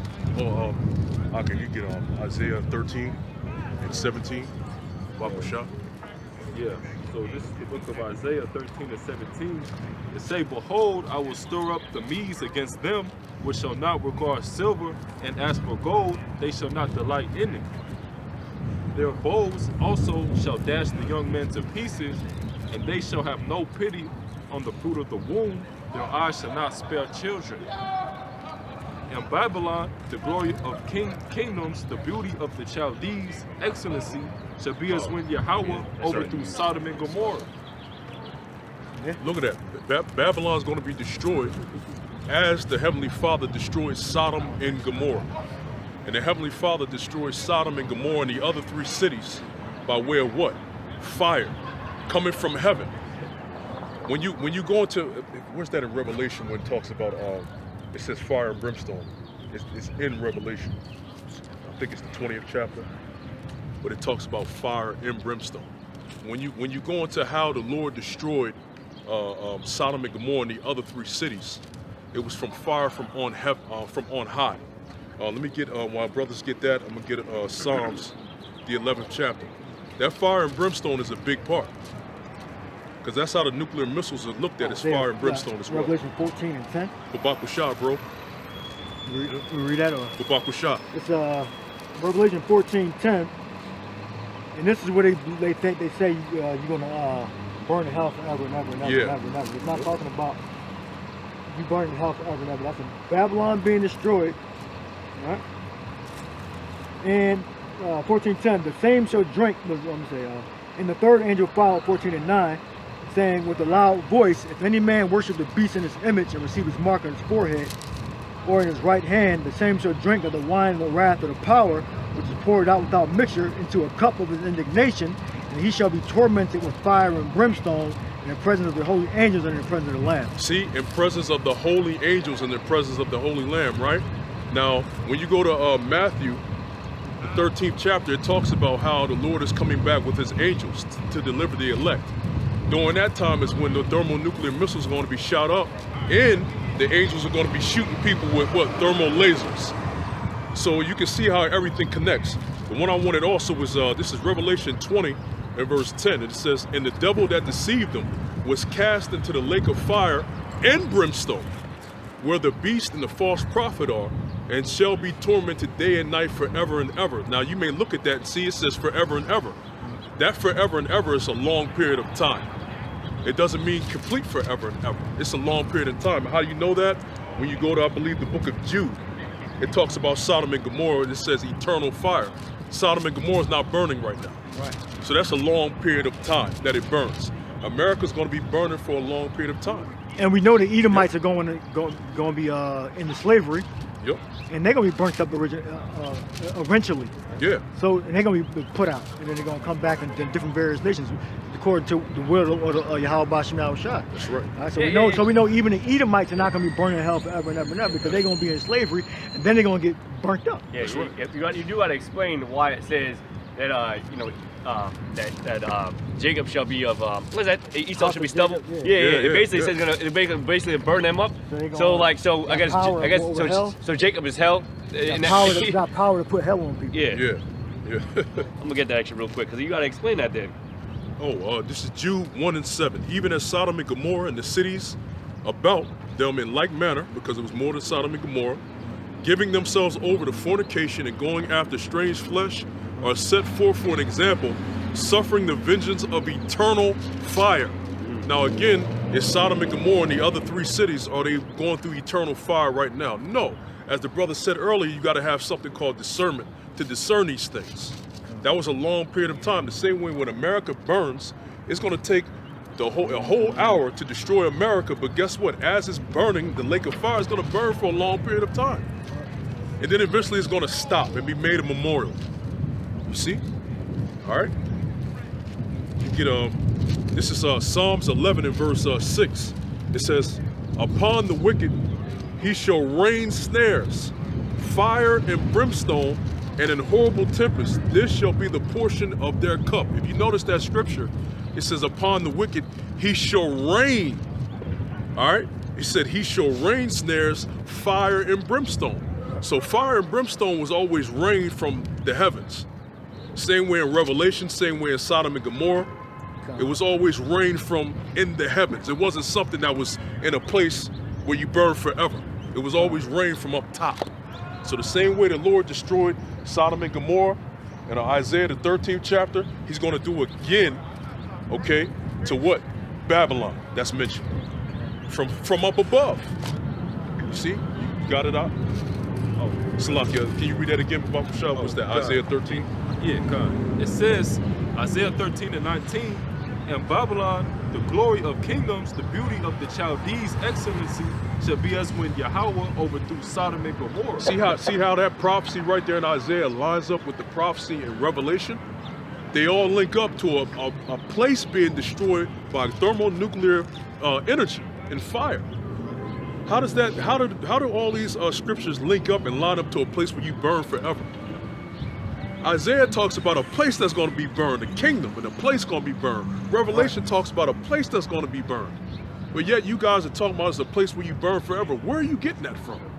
And again, in the center of the earth, in the core of the atmosphere. So they're not even trying to make it seem like it's a spiritual place. It's somewhere in the center of the earth, basically. So wait a minute. So the Heavenly Father had a fight with the angels, wicked angels that rebelled. And all of a sudden he opened up a place and cast them into fire and brimstone, or cast them in a lake of fire and hell to rule the place of hell. Well, show me where Yahushua made that place then. Yeah, they didn't even exist before. So you mean to tell me that Yahushua made the place called hell before there was a war in heaven? Because remember, Yahushua made everything first. So hell would have to be created before that rebellion that you guys are so-called talking about. Right. And what would be the need for that if everybody was perfect then? See, you guys got a lot of explaining to do in the Christian church. All right? This don't even make any sense, right? So I looked at the dictionary for hell, right? It says a place regarded in various religions as a spiritual realm. Now, mind you, it says a spiritual realm, right? A spiritual realm of evil and suffering, often traditionally depicted as a place of perpetual fire beneath the earth. So how is it spiritual when it's beneath the earth? Well, really, that's what hell means. Hell means yeah. to be hidden, Yeah. concealed. Yeah. H-E-L-L means to be hidden, Really, yeah. concealed, cover up. Yeah, really, yeah. So, but yeah, That's the only part. That's the only low-key part they got right. Yeah. The fact that hell really means that it's beneath the earth, but the fact that they said it's a spiritual realm on top of that is crazy. Yeah, It's crazy. Yeah, keep going. You got more on that one? Yeah. This verse 20 it say, "It shall never be inhabited, neither shall it be dwelt in from generation to generation. Neither shall the Arabian pitch tent there, neither shall the shepherds make their fold there. But wild beasts of the desert shall lie there, and their houses shall be full of doleful creatures, and owls shall dwell there, and satires." So this is something like the brother said. That's hell. This is something that hasn't happened yet. So it's saying this place is going to be destroyed the same way like Sodom and Gomorrah was. And when you read into it, it says by fire and brimstone. You go to Revelation, And then the fire's going to go out because of the animals. there you go. So Yeah, because they because that's they the got hell. to dwell there. So how can it be burning forever? Man, that's a beautiful point, man. In order for the animals, the doleful creatures, the insects, the roaches, all that shit, to dwell there, it can't be eternal fire.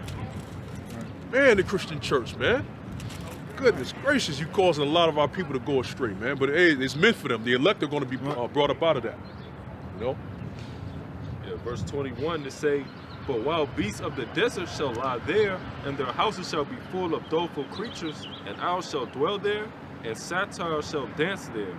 And the wild beasts of the islands shall cry in their desolate houses, and dragons in their pleasant palaces, and her time is near to come, and her days shall not be prolonged." that's a lot of wildlife for a place that's going to be in perpetual, eternal fire and brimstone. Yeah, because the fire is not going to be perpetual. It's going to be for a long period of time. That's right. Let me read this one verse. Isaiah, Revelation 14 and 11, it says, "And the smoke of their torment ascendeth up forever and ever." This is, remember, the focus is Babylon being destroyed. The smoke is going to ascend up forever and ever, meaning a long period of time. And then it goes into, "And they shall have no rest day nor night." And those are people that are not Israelites, that were other nations. They're going to be in slavery, all right, under Israel, who worship the beast in his image. Because remember, Esau is going to cause all nations to receive that mark. That's right. All right? So if you worship that mark, which the nations are going to do that, they're going to, most of the world going to get the implant. Because all this prophecy won't be true. All right? That's right. They're the ones that's going to be enslaved. The Israelites, they're going to be, if they take the mark, they're going to be forgiven. They're going to be reincarnated back into their heritage, back into a new body, That's right. perfection. But if you are of another nation, you're going to take that mark. All the nations, they said he called all those small and great, rich and poor, free and bond. So they all going to receive the mark. That's right. Right? That's In the right. developed world, anyway. Not if you you got to take 6 hours through the damn jungle to get to these people. You know, Right. they might not receive the mark, but the people that are in the developed areas, they're going to get that. They're going to get that mark. That's right. That's right. So the point is, the smoke of their torment is sent up forever and ever. Not them. They're not going to be burning in fire forever and ever and ever. That's right. Huh? And that hell, again, like the brothers are talking about, that hell deals with a place being destroyed, Right. not a place where you burn forever. Right.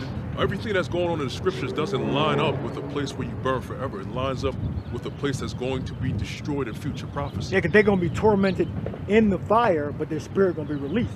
But the smoke is still going to be burning forever Right. and ever while their spirit is released. That's right. It said the smoke of their torment That's ascends right. up. That's right. Right? Why 'Cause would they're it going be- to be tormented for a certain time, That's right. and then the spirit going to be released. Why would it be a need to prophesy about a place that's already here? Prophecy is future prophecy, things that didn't happen yet. Why would it be a need to prophesy about hell if hell is already here when you die? People are saying that when you die right now, you either go to heaven or hell as we speak. People say Hitler's in hell. They'll say Jeffrey Dahmer, some of the worst cats are in hell right now burning. Why would it be need for a prophecy to talk about something that's already here? It would have been talked about that, like the brother said earlier in the scriptures. Right. Somewhere in the law would have referenced it. Right. You see that? Nowhere in the law, right? It says that if you don't follow the laws, you're gonna burn in hell and forever and ever and ever and ever, and you ain't gonna never stop being in pain. Yeah. It tells you that in Revelation, give me the wipe away the tears from the eyes. That's right. That's right. So, but that hell doctrine doesn't coincide with the prophecy of the Israelites and the nations going into slavery. Right. Gone. So this Revelation chapter 21:3, it says, "And I heard a great voice out of heaven saying, Behold, the tabernacle of the Most High is with men." Like the Israelites. Right. "And he will dwell with them." It says, "And they shall be his people, and the Most High himself shall be with them." Yeah, sons of Israel, sons of Jacob. Yeah. Like the children of the promise. Go up. "And be their power." Verse 4, it says, "And the Most High shall wipe away all tears from their eyes." Yeah, that has to be talking about Israel. Okay, it can't be talking about the world because the world is going to be in slavery, pursuant to Revelation 2:25 on down. So that's referring to the sons of Jacob, Israelites. Read that verse again. Gone. Verse 4, it says, "And the Most High shall wipe away all tears from their eyes, and there shall be no more death, neither sorrow nor crying, neither shall there be any more pain, for the former things are passed away." Yeah. So Israel's going to be immortal. That's right. That's right. All right. New bodies, new mind. The law is going to be in our mind. We programmed to do the right thing, perpetually, always. No bad thoughts, no wicked thoughts. All right. Now we got wicked thoughts. We're in the flesh. We're weak. We go off every now and again, and we got to get repentance. We got the name of Yahweh Shem Yahushua. All right. Because if we didn't have the name of the Lord, we'd be done. Yeah. We would be finished. So if it hadn't been the Lord who was on my side, they would have swallowed us up quick in the Psalms. All right? We need Yahweh Shai for forgiveness. 1 John 2:1. All right? So the smoke of their torment is a Babylon on fire. That's going to burn for a long period of time. All right? That's right. And their spirit's going to go up. Well, you can get Ecclesiastes. It says the spirit go up and the animal stays on the earth, and they just roam until they get their back into their likeness, into their flesh. All right? It all goes in hand. Reincarnation goes right on hand in hand. And yeah, we've saying the same thing over and over again because we forget stuff. So we have to preach the same exact thing consistently. All right? Repetition. So we're going to teach about hell. We're going to teach about Israel. We're going to teach about the angels. All right? That's right. Over and over and over again. The same thing over and over again. Like a broken record. All right? Until we get delivered. That's right. All right, what you have? Oh, I got you, brother. This is Ecclesiastes 3 and verse 20. All go into one place. All are of the dust, and all turn to dust again. Who knoweth the spirit of man that goeth upward, and the spirit of the beast that goeth downward to the earth? Yep. Oh, there the wicked cease from troubling. We brought this out a couple weeks ago.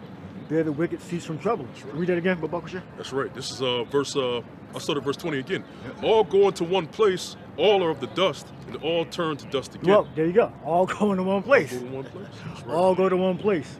All are of the dust. So it's not, one goes to hell, one goes to heaven. No, they all go to the spirit world. All right? Then they come back down and receive their judgment. That's right. All right? Good. Revelation 13, 16. I'll bring this out. Go. Yeah. This is Romans 7 and verse 24. O wretched man that I am, who shall deliver me from the body of this death? Yeah, the body of this death is doubtful. That's right. A body of death refuses to believe. That's right. All right, that's why two-thirds of Israel can't get it here in America. The rest of Israel outside, that's not of the elect, can't get it. And Esau and the other nations, they can't get it because they're spiritually discerned. They don't have the capability to understand. And the Spirit came to us and made us understand. That's right. Like my first night when I heard the apostles, I said, "Is this the truth?" And I only knew the Most High by Yah at the time, year 2000. All right, and that very night I received revelation. All right, so I know that this is the truth. And there were several events that happened after that. All right.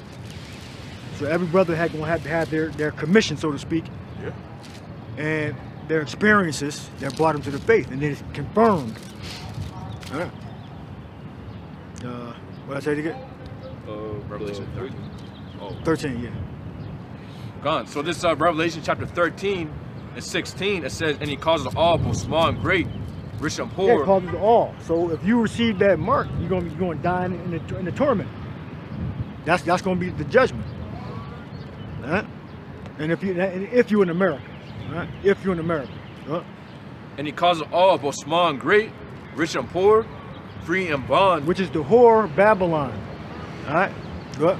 Now, if you were around the rest of the world, you might get judgment by a chariot, earthquake, the fire, gonna be fires all over the earth, or you might go right into slavery. Depending on where you are. Yeah. Gone. So it says, and he causes all, both small and great, rich and poor, free and bond, to receive a mark in the right hand or in their foreheads, and that no man might buy or sell save he that had a mark, Right? or the, Go ahead. or the name of the beast, or the number of his name. What? Here's wisdom, let him that hath understanding count the number of the beast, for it is the number of a man. His number is 666. Yep, which is high size stigma. All right, which is 666. Esau hides that in his products, Right. hides that in advertisements and movies, Right. TV shows. Right. All right, Esau's in love with that number. All right, 666. So wherever you find that number, or the different hands like that, that's Yeah. 3 sixes. The mano cornuto, those all represent 666, or you're a part of what they call the Illuminati, Yeah. or part of a secret system. He has a love affair with that number 6. You know, just because 6 goes to sex, where sex is cutting. And that's ultimately what he wants to do. He wants to own us, essentially. Get into us and own us. I mean, even this new bridge thing that happened out there in Baltimore. Well, yeah. They said, what, 2 survivors been found? They said we're still looking for 6 for the longest time. Why Presumed 6? dead. Yeah, they presumed, 6. 6. Presumed dead, yeah. It just happens to be 6. Yeah. Well, I saw that, but I ain't thinking of numbers. Well, you know what? Yeah. Yeah. 6, yeah. He just has Yeah, a he love does, affair yeah. with the number 6. Stay 6 foot distance. How the hell is it 6? Di- Yeah, and that's not even, they didn't brought it out. That's not even scientific. Yeah. The 6 feet thing. Yeah. When they Yeah. they made the shit up. Yeah. devils, to say man. 6 feet is crazy. He said, I don't even know where we got that from. I don't know where it came from. That's Felsen said crazy. that. So Unbelievable. all of a sudden, you're not affected no more after 6 After feet. 6 feet. It's crazy that you wouldn't just cause you might as well just use a number like 1, 5, or 10. Like that's like why wouldn't you just use 5 feet? Like it's like right in the middle. You know what I mean? Yeah. You use something like 6. Might as well say they just said something crazy like 10 feet. Like there was obviously know it had to be something that's very specific and man. demonic to use the word 6 feet. Like you could just said 5. Yeah. It's just got to be 6 all the it's gotta time. It's got to be 6. Yeah. Yeah, they said with the power went out, and then it turned. The Then power it- came back yeah. on. Like, come on, if the power went Yeah. out, why the fuck is it turning? And they showed You know? they showed the image of the power going out on the ship. Then it came back on, and when it came on, it turned. Yeah. And then it went out, and then it hit. Yeah. It went out twice. Well, from what we saw, Yeah, it yeah, at yeah, least yeah, went yeah. out twice. Yep. It may have went out more. Yeah. So they probably had conspirators on board, Yeah. because if they didn't have conspirators on board, they probably would have blew the shit up. I'm speculating. Yeah. But they probably had some of their people on board. Yeah. It's crazy. And man. then the person that owns the ship apparently was the cousin of one of the house speaker. I heard. It was crazy. Wow. Yeah. The captain And- was a Ukrainian. It was Yeah, it was all weird shit. Oh, it was Ukrainian? Ukrainian. The captain. Yeah. Yeah, the person that owned the cargo ship was Mitch McConnell, one of them guys. Look that up. Wow. owner of the The cargo ship was Wow. related to one of the dudes that was part of the legislative or something like that. It's crazy how and isn't now like the second time something that happened with like some sort of cargo ship or something that completely just fucked some shit up. Yeah. Like this Suez Canal that happened, and the whole damn shit was shut down because the ship went sideways. All of a sudden, all these years, all these bridges that's been built for all this time, and now shit's like fucking happening. Like it just goes to show you, man, that the condition of the world that's in right now. That shit crazy. But what they'll give to the masses and the public, like I was on a job and some Edomite was saying, you know why they turned the ship? Why it turned at the last minute? He said they're saying that they dropped the anchor. Right. they dropped the anchor of the ship, and the anchor of the ship happened to make it turn. I'm like, they give fuck y'all out of anything. here. But Yeah, this thing, all also these years, all this experience, all this, you know, these so-called safety, you know, things that you have in place, and all these things that you have that you make people watch to make sure they do the things right, and they just go and fuck it up that bad. There's no way you can prove that statement. Right, I also heard right. about the engines being cut off, then the power came back on. Engines was on full power and it torqued to the right. like you know, well, that's. So, but you think we can't. Then the black box didn't work. Yeah, It didn't record anything for 2 minutes. That's like that. crazy. So, all these coincidences happening, and it's not a conspiracy. Well, like the scriptures say, we're not ignorant of Satan's devices. Like the true believers, we see you. Like we see you. And the secrets are revealed to the servants, the prophets, and the prophets come out and teach the people, the elect, so that we can see as a whole. Everybody else that's not of the elect, they're going to be put out here, man. You're going to be caught out here. It's all about the elect. We pray that we're of that hopeful elect, man. We pray. Yep. Yeah, Redacted had brought it out about the owner of the ship. Damn. Yeah, we are the hopeful elect. Yeah. All right. Yep. So we can't. So we have to carry ourselves with understanding that we got spiritual and earthly wicked forces on earth that have an agenda to chip everybody. Yeah. Right? Probably what Bishop Nathaniel said, a conspiracy theorist is a nut. Yeah. That was one of the statements he Crazy made. people. You gotta be crazy or whatever. That's what he said. you know. So I guess everything is just face value. You know, everything what it is, what you see, what you get. No, there's agendas behind the things we see on the news, events. We have predictive programming. You got brothers doing videos on the ship on the Netflix movie. How similar it is. Yeah, the cargo yeah, ship yeah. coming on board. With no power, just leave the world It behind. probably was supposed to be worse than that. That probably they might have fucked up too with the crashing into the bridge. It probably may have been worse than that. Maybe it could have been a type of explosion. That's probably what they wanted, but the Lord probably stifled them. Just speculating, you know. But they took the bridge down. Yeah, one video shows little minor explosions when the bridge got hit. It was starting to break apart. The parts where it was breaking apart at the top, it was minor explosions. Okay. So I mean, you know, they probably had everything timed just right. It hit, boom, boom, boom. You know, they do this shit, man. Just like with 9/11. Well, with the shooting in Moscow, they were supposed to shoot the shit up during the elections, but the security was too tight, so they shot it up after. So they don't get all their plans right all the time. Right. They just want to execute them, but they got to hold back, reformulate, then go out and execute. Yeah. So, Yep. It's what the Heavenly Father plans, man. It's This is 2 Peter 2, verse 10. It says, "But the day of the Lord will come as a thief in the night, and in which the heavens shall pass away with a great noise, and the elements shall melt with fervent heat. The earth also and the works that are therein shall be burnt up." right, but it means certain parts of the earth. That's right. Mainly Babylon, America, and there's going to be fires all over the earth. Because when the earth shake, I can see, I think the earth is going to be really fucked up because when the earth shake, you got gas under the ground, you got oil and all that. So the earth is going to get real fucked up. You know, but America, Babylon, that's going to be completely consumed. There's going to be fires all over the earth. Well, the Lord said that too, didn't he? He said, what will lie could already be kindled, the fire. Yep.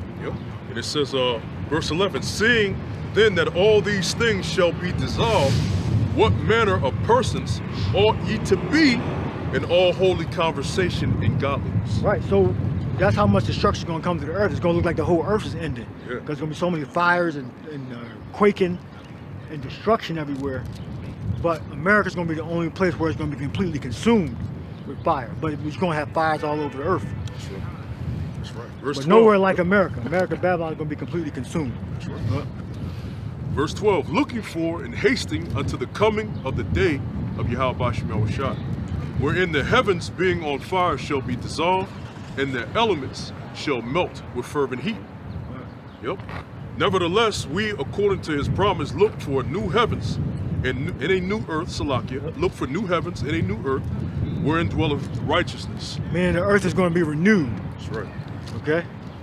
The earth is not going to explode and the Lord, you're going to create a new earth. It just means the earth is going to be renewed. It'll come back into its full force. The fire is going to go out all over the world, but America is still going to be burning for a long time. That's right. All right? And the Lord going to use his power, spiritual power, to establish the earth as paradise. That's right. That's right. That's right. With the nations doing a lot of the cleanup. So when it happens, we're going to know. Scripture says we see through a glass darkly. Right. All right? So a combination of Yahweh Shai, spiritual power, the elect, and the nations, earth is going to become paradise again. The nations definitely going to be building up the kingdom. Yeah, that's right. And they're going to build their own shit too. So they're going to be working for centuries. They're going to be working for centuries. Building our kingdom first.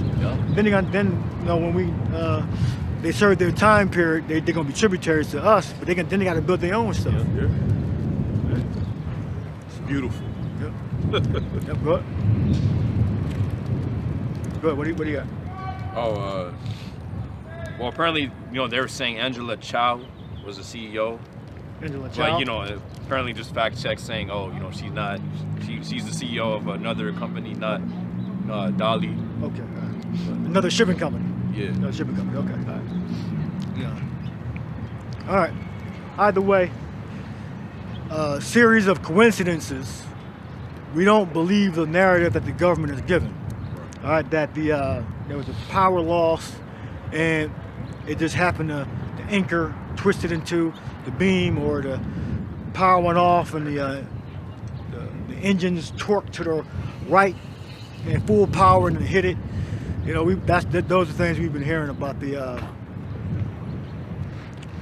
so-called accident. All right. Now, there are going to be more cyber attacks. That's what we're saying. We're saying it's a cyber attack. Yep.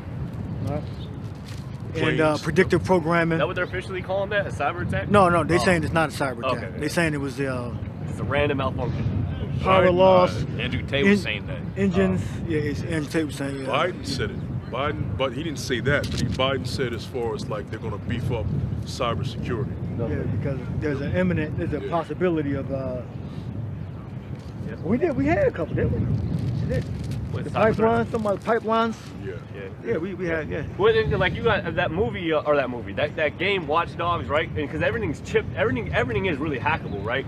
And that game Watch Dogs kind of shows that, like, this guy can just, hack their fucking streetlights and make them turn green, or like, open up car doors. Because realistically, the future of the so-called world is like, it's very quote-unquote hackable.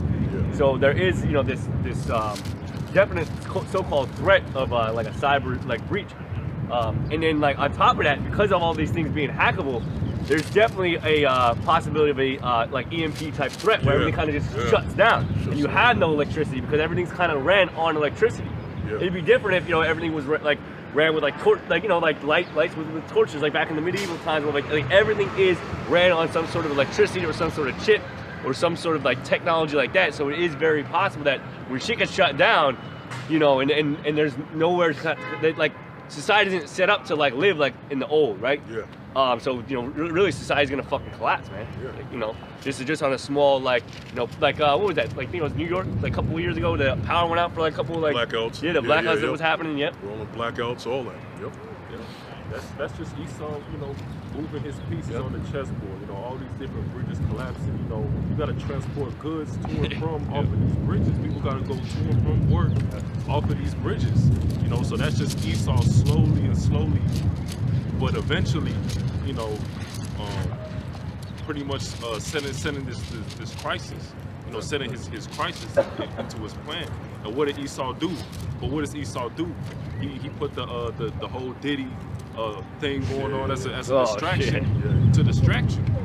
But what does the scripture say? Peace and safety, then sudden destruction. So that's Esau, deliberately planning, because none of this is coincidences, man. Yeah. The only people who, don't think for themselves, just think all this stuff it's just a coincidence, man. All right? But hey, Esau don't give a fuck about Diddy. Slocky, brother. Slocky, go ahead. Yeah, Esau and the other nations don't give a fuck about Diddy and all that. So, when they do shit like that, it's mainly to keep you Jakes wrapped up. Because they don't want, they know that when you come back to your power, that's when things happen. They know that.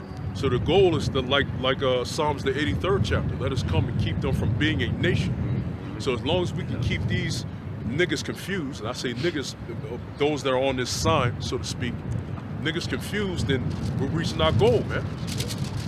Esau, and when you look at Esau and the other nations, they're more in tune of what's going on than Jake, man.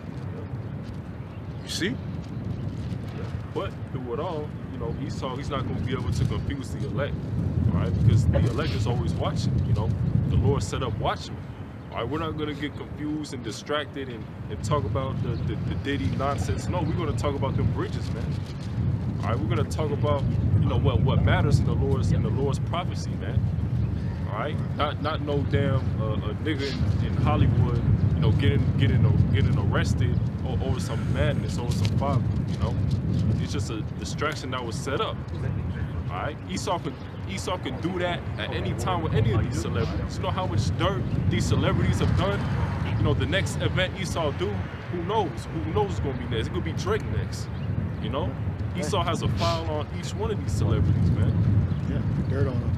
So it's not a coincidence that Diddy just got found and, you know, Esau set it up. You know? What you got, bro? I got Mark chapter 13 and 28. Go. So real Wrap up quick, in 15 minutes. this Mark chapter 13 and 28. It says, "Now learn a parable of the fig tree.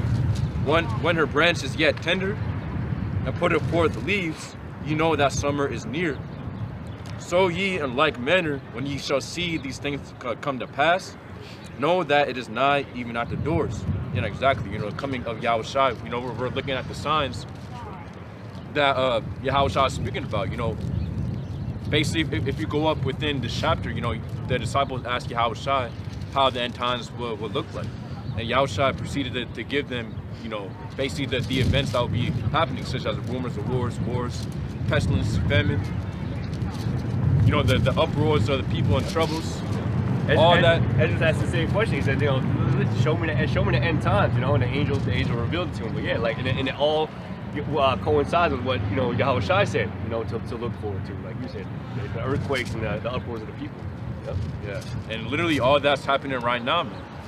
So we know that, of course, the coming of Yahushua is near, and but you know, such as other prophecy, you know, such as the MOTB being implemented, that's right around the corner. And the wickedness, man. The amount of wickedness that's going forth, man. The wickedness is on an all high, man. And you're basically playing with fire, because the scriptures talk about, you know, like the wickedness and like, you know, like what's gonna happen to the wicked and all that. So like, you know, like for a while, you know, it wasn't, you know, just openly and blatantly, like, you know, just going against the scriptures or going against the commandments. But now it's just, they're just basically like, oh, that's a whole book. Like, you need to go past that, and that's out that whole woke agenda. Like, you're really playing with fire, man, to go and to be in that spirit. So, you know. Yeah, because, you know, it's a lot of people who say that, you know, that's a Bible, you know, that was back in biblical. Yep. Right now, currently, you know, we are in biblical. Yeah, exactly. Yeah, still are. Because they love to say that. Yeah, they love to say that. Statement like that. Every time it's been biblical. Every time, even Come in on, the kingdom. that's the old way. We gotta see past that. You're just, you know, Yeah. Come on, man, we're in 2024. yeah, exactly. Like, You're being hindered by that book, man. It's a new age, new era. That's what they say, man. Wicked age. Yeah, wicked age and wicked era. Yeah, it's all recorded in the book. Yeah. All the errors, all the ages. This is Luke 13 and 54. And he said also to the people, when ye see a cloud rise out of the west, straightway ye say, there cometh a shower, and so it is. And when ye see the south wind blow, ye say, there will be heat, and it cometh to pass. Ye hypocrites, ye can discern the face of the sky and of the earth, but how is it that ye do not discern this time? See that? So you can discern certain things, but how come when all these signs are in your face, Shalom, how come when all the signs are in your face, you can't discern that we're in the times of the end? I mean, you get a lot of jakes, like the brothers are saying, you get a lot of jakes that'll say, well, my grandmother and them, my grandfather and them said it was rumors of wars and earthquakes back then. The end times been started since the time Yahushua came on the scene. So were we in the end times during that time? Absolutely, but we're closer towards the end of the end now, because more signs are hitting up. Now you have the MOTB about to be in everybody's faces. Different news stations are talking about a chip that could be implanted and all this other stuff. Now it's really up in your face. So don't give us that outdated book crap, man. At the end of the day, shall the unbelief of them make the Most High without effect? Yahweh forbid. See? Got it, bro. Slide. Yeah, because, you know, even in times of, you know, Yahweh Shai, you know, John as well, what they were already talking about the end times, man, you know. So that just goes to show you, man. And yeah, like the brothers were saying, we're in the biblical times still, but we in the end, you know, we in the end of those biblical times, you know. Yeah, you know, we're basically in those times where, well, you know, basically when you read chapters such as 2nd Ezra chapter 15 and 2nd Ezra chapter 16, we're literally living in those times right now currently. You know, as well as the elder was going into, you know, the implementation of the mark of the beast, you know, that wasn't happening back then. Now we're in those times where that's literally about to happen, man. That's on the horizon. Time of Jacob's trouble. Yep. You know? Yeah, the Lord is starting to, like, what does it say in 2nd Ezra, the 8th into the 9th chapter? The Lord is beginning to visit the world which He made. You know, the Lord is starting, in that time, in this time, as we can see, the Lord is starting to visit the world which He made. And beautiful. Because there has to be a time when the Lord is going to make do on what He said, on His promise. Akim keep talking about the Lord's coming back and everything that's going to happen. Eventually the Lord is going to say, well, here it is. And we got to have the faith and keep the faith during those times because it's going to be rough. When you go to Daniel, the 12th chapter, it says it's going to be a time like never before. Are you ready for that? And I say that in humility. Yep. You to the Akim. Akim, we out here teaching, but are we ready for that when it comes? The answer right now, absolutely we're ready for it. We want that to happen. But in that time, we hope that the Lord keeps a solid spirit on us in that time. Because it's a time like never before. Will you fold when the shit hits the fan? Lord willing, we will not fold, man. Yeah, because we don't think anything of ourselves. We don't Absolutely. think anything of ourselves to make it through. We think everything that Yahweh Shema Shah going to give that spirit upon us to allow us to make it through. Because there's nothing that it's not like we can go to the gym and, you know, to get to a point where we can bench 650 and we're like, oh, we're ready for that. No, it's all about our knowledge, wisdom, understanding, our faith in Yahweh Shema Shah is going to give us that, you know, that protection when you know, Jacob's trouble comes. You know, that's what we rely on. We don't rely on anything that we can physically do or anything like that. We rely on the Lord, you know. That's why we're ready for it, because our faith is strong in the Lord. Our faith is strong that the Lord is going to deliver us when that time comes. So that's why we're so prepared and ready for it, because we have our faith and our power. Yeah, we gotta be able to, you know, pick up what we have, and then go to another spot too. Yeah. You know, brothers split up into different groups, you know, and partition and spread out a little bit. If they come up against us, say we can't teach here, or we just go to another fucking corner. Not really a big deal, even though we have a right to assemble under the Constitution, you know, peacefully assemble, you know, and have freedom of religion. You know? Yeah, but then they want to make up all these fucking laws and shit. You gotta do it in a certain manner and order. You gotta go to the state and the you know. It's going to Jacob's trouble. It's going to Jacob's trouble. It's Jeremiah 31. And that's what, you know, Esau's gonna do. He's gonna try to, you know, do these different you know, bullshit laws that he comes to pass and different YouTube policies. He's gonna try to stop the truth, but he's not gonna be able to stop it until the Lord stops it. It's gonna be that family of the word. Where it says Jacob's trouble. All right, but until then, you know, the Lord's elect it's got to be sealed Jacob's first. trouble. You know, I think that's going to be the time when, you know, the prophets is no longer going to be on the highways and hedges. Get also Jeremiah 26.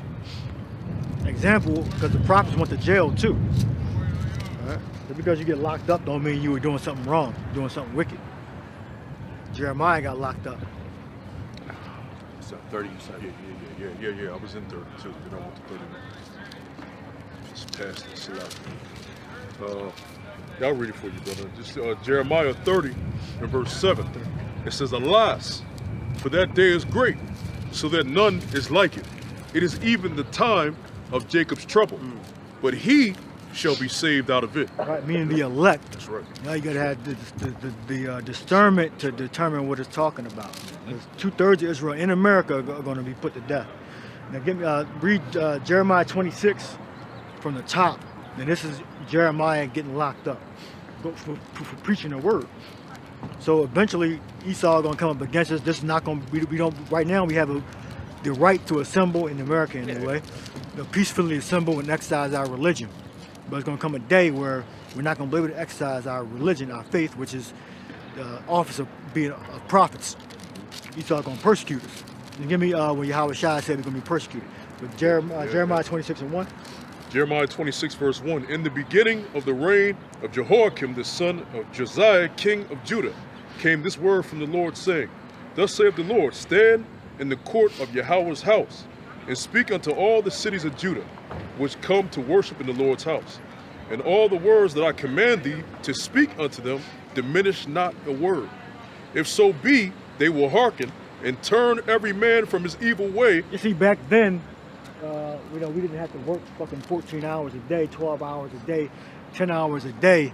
We actually had leisure to go and preach, and to go and congregate. Go get blessed, go to the priest and do sacrifices, and to get in order. We weren't bogged down with like the slavery we're in right now, having to pay rent, having to do things and diversify so you won't be broke and homeless and all that. We didn't have to do that back then. We were in our kingdom. Right. We did our work, and some of us didn't even have to work. We just lived off the land. Yeah. And we just go to the preachers, learn about the Lord, stay spiritual. Yeah. But right now we gotta work. We gotta do all that and still fucking work. Yeah. Toil, pay bills. Yeah. Verse 3. If so be, they will hearken and turn every man from his evil way. Yeah. So repent, for the kingdom of heaven is at hand. Repent. Go ahead. That I may repent me of the evil, which I purpose to do unto them because of the evil of their doings. Yeah, I didn't know that was in there. Yeah. It may mean the Lord gonna turn them back from doing the evil, but He did do the evil. He destroyed Israel out of the land. Go ahead. Verse 4. And thou shalt say unto them, Thus saith Yahweh power, if ye will not hearken to me, to walk in my law, which I have set before you, to hearken to the words of my servants the prophets, whom I sent unto you, both rising up early and sending them, but ye have not hearkened, then will I make this house like Shiloh, and will make this city a curse to all the nations of the earth. So the priest, that happened. Go ahead. so the priest and the prophets and all the people heard Jeremiah speaking these words in the house of the Lord. Now it came to pass when Jeremiah had made an end of all speaking, or Slakia, end of speaking, all that the Lord had commanded him to speak unto all the people, that the priest and the prophets and all the people took him, saying, Thou shalt surely die. Yeah, so that's going to happen. That's the persecution. Yep. So the prophet, Jeremiah is persecuted. That's right. All right, and they locked him up. Go ahead. Verse 9. Why hast thou prophesied in the name of the Lord, saying, This house shall be like Shiloh, and this city shall be desolate, without an inhabitant? Yeah, back then Jake didn't even believe. They thought he was talking shit, lying. Yeah. Cause back then when you said things, you actually got judgment. Now you can talk a bunch of shit and you get away with it. But back then you got judgment. Yeah, your words. All right. And it says, and all the people were gathered against Jeremiah in the house of the Lord. All the people. Verse 10. When the princes of Judah heard these things, then they came up from the king's house unto the house of the Lord. Yeah, David's sons. All right. Ended up being wicked. Or the leaders, the gates, the leaders of Israel, like the governors, or so-called mayors, governors, the captains of the towns, they came up. Go. And sat down in the entry of the new gate of the Lord's house. Then spake the priests and the prophets unto the princes and to all the people, saying, This man is worthy to die, for he hath prophesied against this city, and ye have heard with your ears. Then spake Jeremiah unto all the to all the princes, and to all the people, saying, The Lord sent me to prophesy. All right, the Lord sent me to prophesy against this house and against this city all the words that ye have heard. Therefore now amend your ways and your doings, and obey the voice of the Lord your God. Yeah, and that's what we do. We prophesy and tell you that the evil is going to come to this land. Repent, or you're going to be taken into evil. You're going to take before the fire even comes. The fire is the last thing you got to worry about. Literally, it's the last thing you got to worry about.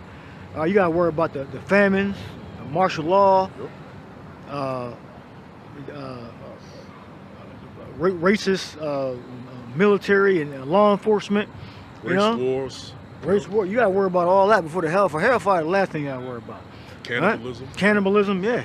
Worrying, hearts failing you for fear. Rapes. Running, rapes, yeah. Getting kidnapped. Men and women. Yeah, men and women. Yeah, because Esau known for, he did a lot of that in chattel slavery. All right. And it says, and the Lord will repent him of the evil that he hath pronounced against you. Verse 14. As for me, behold, I am in your hand. Do with me as seemeth good and meet unto you. But know ye for certain that if ye put me to death, ye shall surely bring innocent blood upon yourselves, and upon this city, and upon the inhabitants thereof. For of a truth the Lord hath sent me unto you to speak all these words in your ears. Yeah. Then said the princes and all the people unto the priests and to the prophets, this man is not worthy to die, for he hath spoken to us in the name of Yahweh our God. Yeah, you better hope that you convert to do that. Yeah. Well, you know, they not. Some of them, as the elect are, all right, they're gonna say, well, they speaking the truth, and then you're gonna have the wicked 2/3. They're gonna accuse us of all manner of wicked evil. All right. So that's the threat that we're under. We're under the threat of being arrested and persecuted for preaching in the name of Yahweh and the Son Yahweh Shai. So understand this. This is not a concerns men's group or after school program. Right, all right. This is serious prophecy that's going to come to pass. All right. You want to add something? All right. We're going to end it up with what the Lord prophesied. That we're going to be persecuted. It's the book of Matthew 5 and 10. It say, blessed are they which are persecuted for righteousness' sake, for theirs is the kingdom of heaven. I want another one too. Give me another persecuted scripture. That's a good one. It's more. Go. It say, blessed are ye when men shall revile you and persecute you, and shall say all manner of evil against you falsely for my sake. Matthew 24. Rejoice and be exceeding glad, for great is your reward in heaven. For so persecuted they the prophets which were before you. Yeah, so persecuted they the prophets before you. And Jeremiah was a prime example. All right? But Jeremiah got delivered. All right? Jeremiah got delivered. All right? So that's a natural thing. So if you get arrested and locked up, you know. What's that, 2nd Chronicles? They misused the prophets. Yeah, You wanted Matthew 24? Yeah, something in Matthew 24. Let me get concordance. Somebody got a concordance on the phone? Yeah, gotcha. I'm gonna bring the spirit out, then we're gonna close up.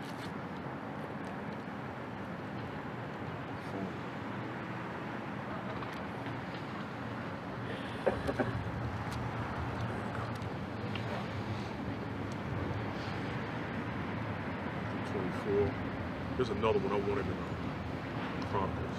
I know.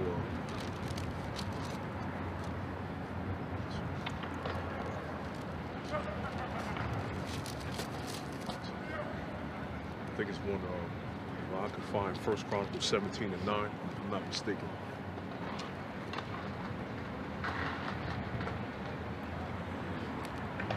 This is Matthew 17.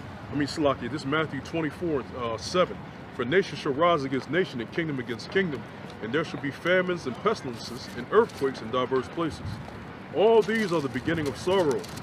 Then shall they deliver you up to be afflicted, and shall kill you, and you shall be hated of all nations for my name's sake. And that's what the big brother wanted. He wanted that part about affliction. When in this time, okay, in this end time, all right, it says what? They shall deliver you up to be afflicted. So if you're preaching in the name of the Lord, you will be delivered up to be afflicted. You might be delivered up by your family and friends. You might be delivered up by your co-workers. Who knows? But the scripture does say that you're going to have what? Us being delivered up for affliction. It's going to happen. Some men of the Lord are going to have to go through that. A lot of men of the Lord are going to be put through prison. Another affliction. The devil shall cast some of you into prison. Be thou faithful unto death, and I will give you a crown of life. These are all afflictions that we're going to go through having this word. And rightfully so, because Yahweh Shai went through affliction. All right? What was that? Did he show that? Did he misuse the prophets? Probably got that wrong. Probably got that wrong. Yeah, wait. Yeah, the 2nd Chronicles 36. If it says they misused the prophets, lock it. If I got it wrong. I'll read it. It say, this is 2nd Chronicles 36 and 16. It say, but they mocked the messengers of Yahweh and despised his words and misused his prophets until the wrath of the Lord arose against his people. That's affliction too, being made mockery. Mockery. Did you find it? No, yeah, I didn't find Being it. made a mockery, a laughing stock. That's part of that affliction too. All right, we misuse the prophets. All this is affliction. Why? Because we had the word of the Lord. Also, second Ezra, the 16th chapter, that they're gonna be spoiling those that fear the Lord. It says, if I'm not mistaken. You fear the Lord, you're gonna go through affliction. Sirach, if thou come to fear the Lord, prepare thy soul for temptation. It will happen if you follow his Lord. Why? Because you're going against the social norms. What America has built up, what the world has built up. You coming against that, you're making yourself a direct enemy. And rightfully so. Salaki, because the brother wanted. Okay. I think that was it. That was it. You brought that out. You want to bring something up? No. All right. You have everything you need to bring out? Yeah, that's All right, Con. All right. Let's close up. Con. So with that, we hope Akim and Akwaf, the true believers out there, have been edified. All right, we're going to give all praises to Yahweh, Ba'ashem, Yahushai, Ba'ashem, Rakakdash. Once again, double honors to the apostles and elders of Great Millstone. Peace and shalom to the elect. As always, say shalom. Shalom.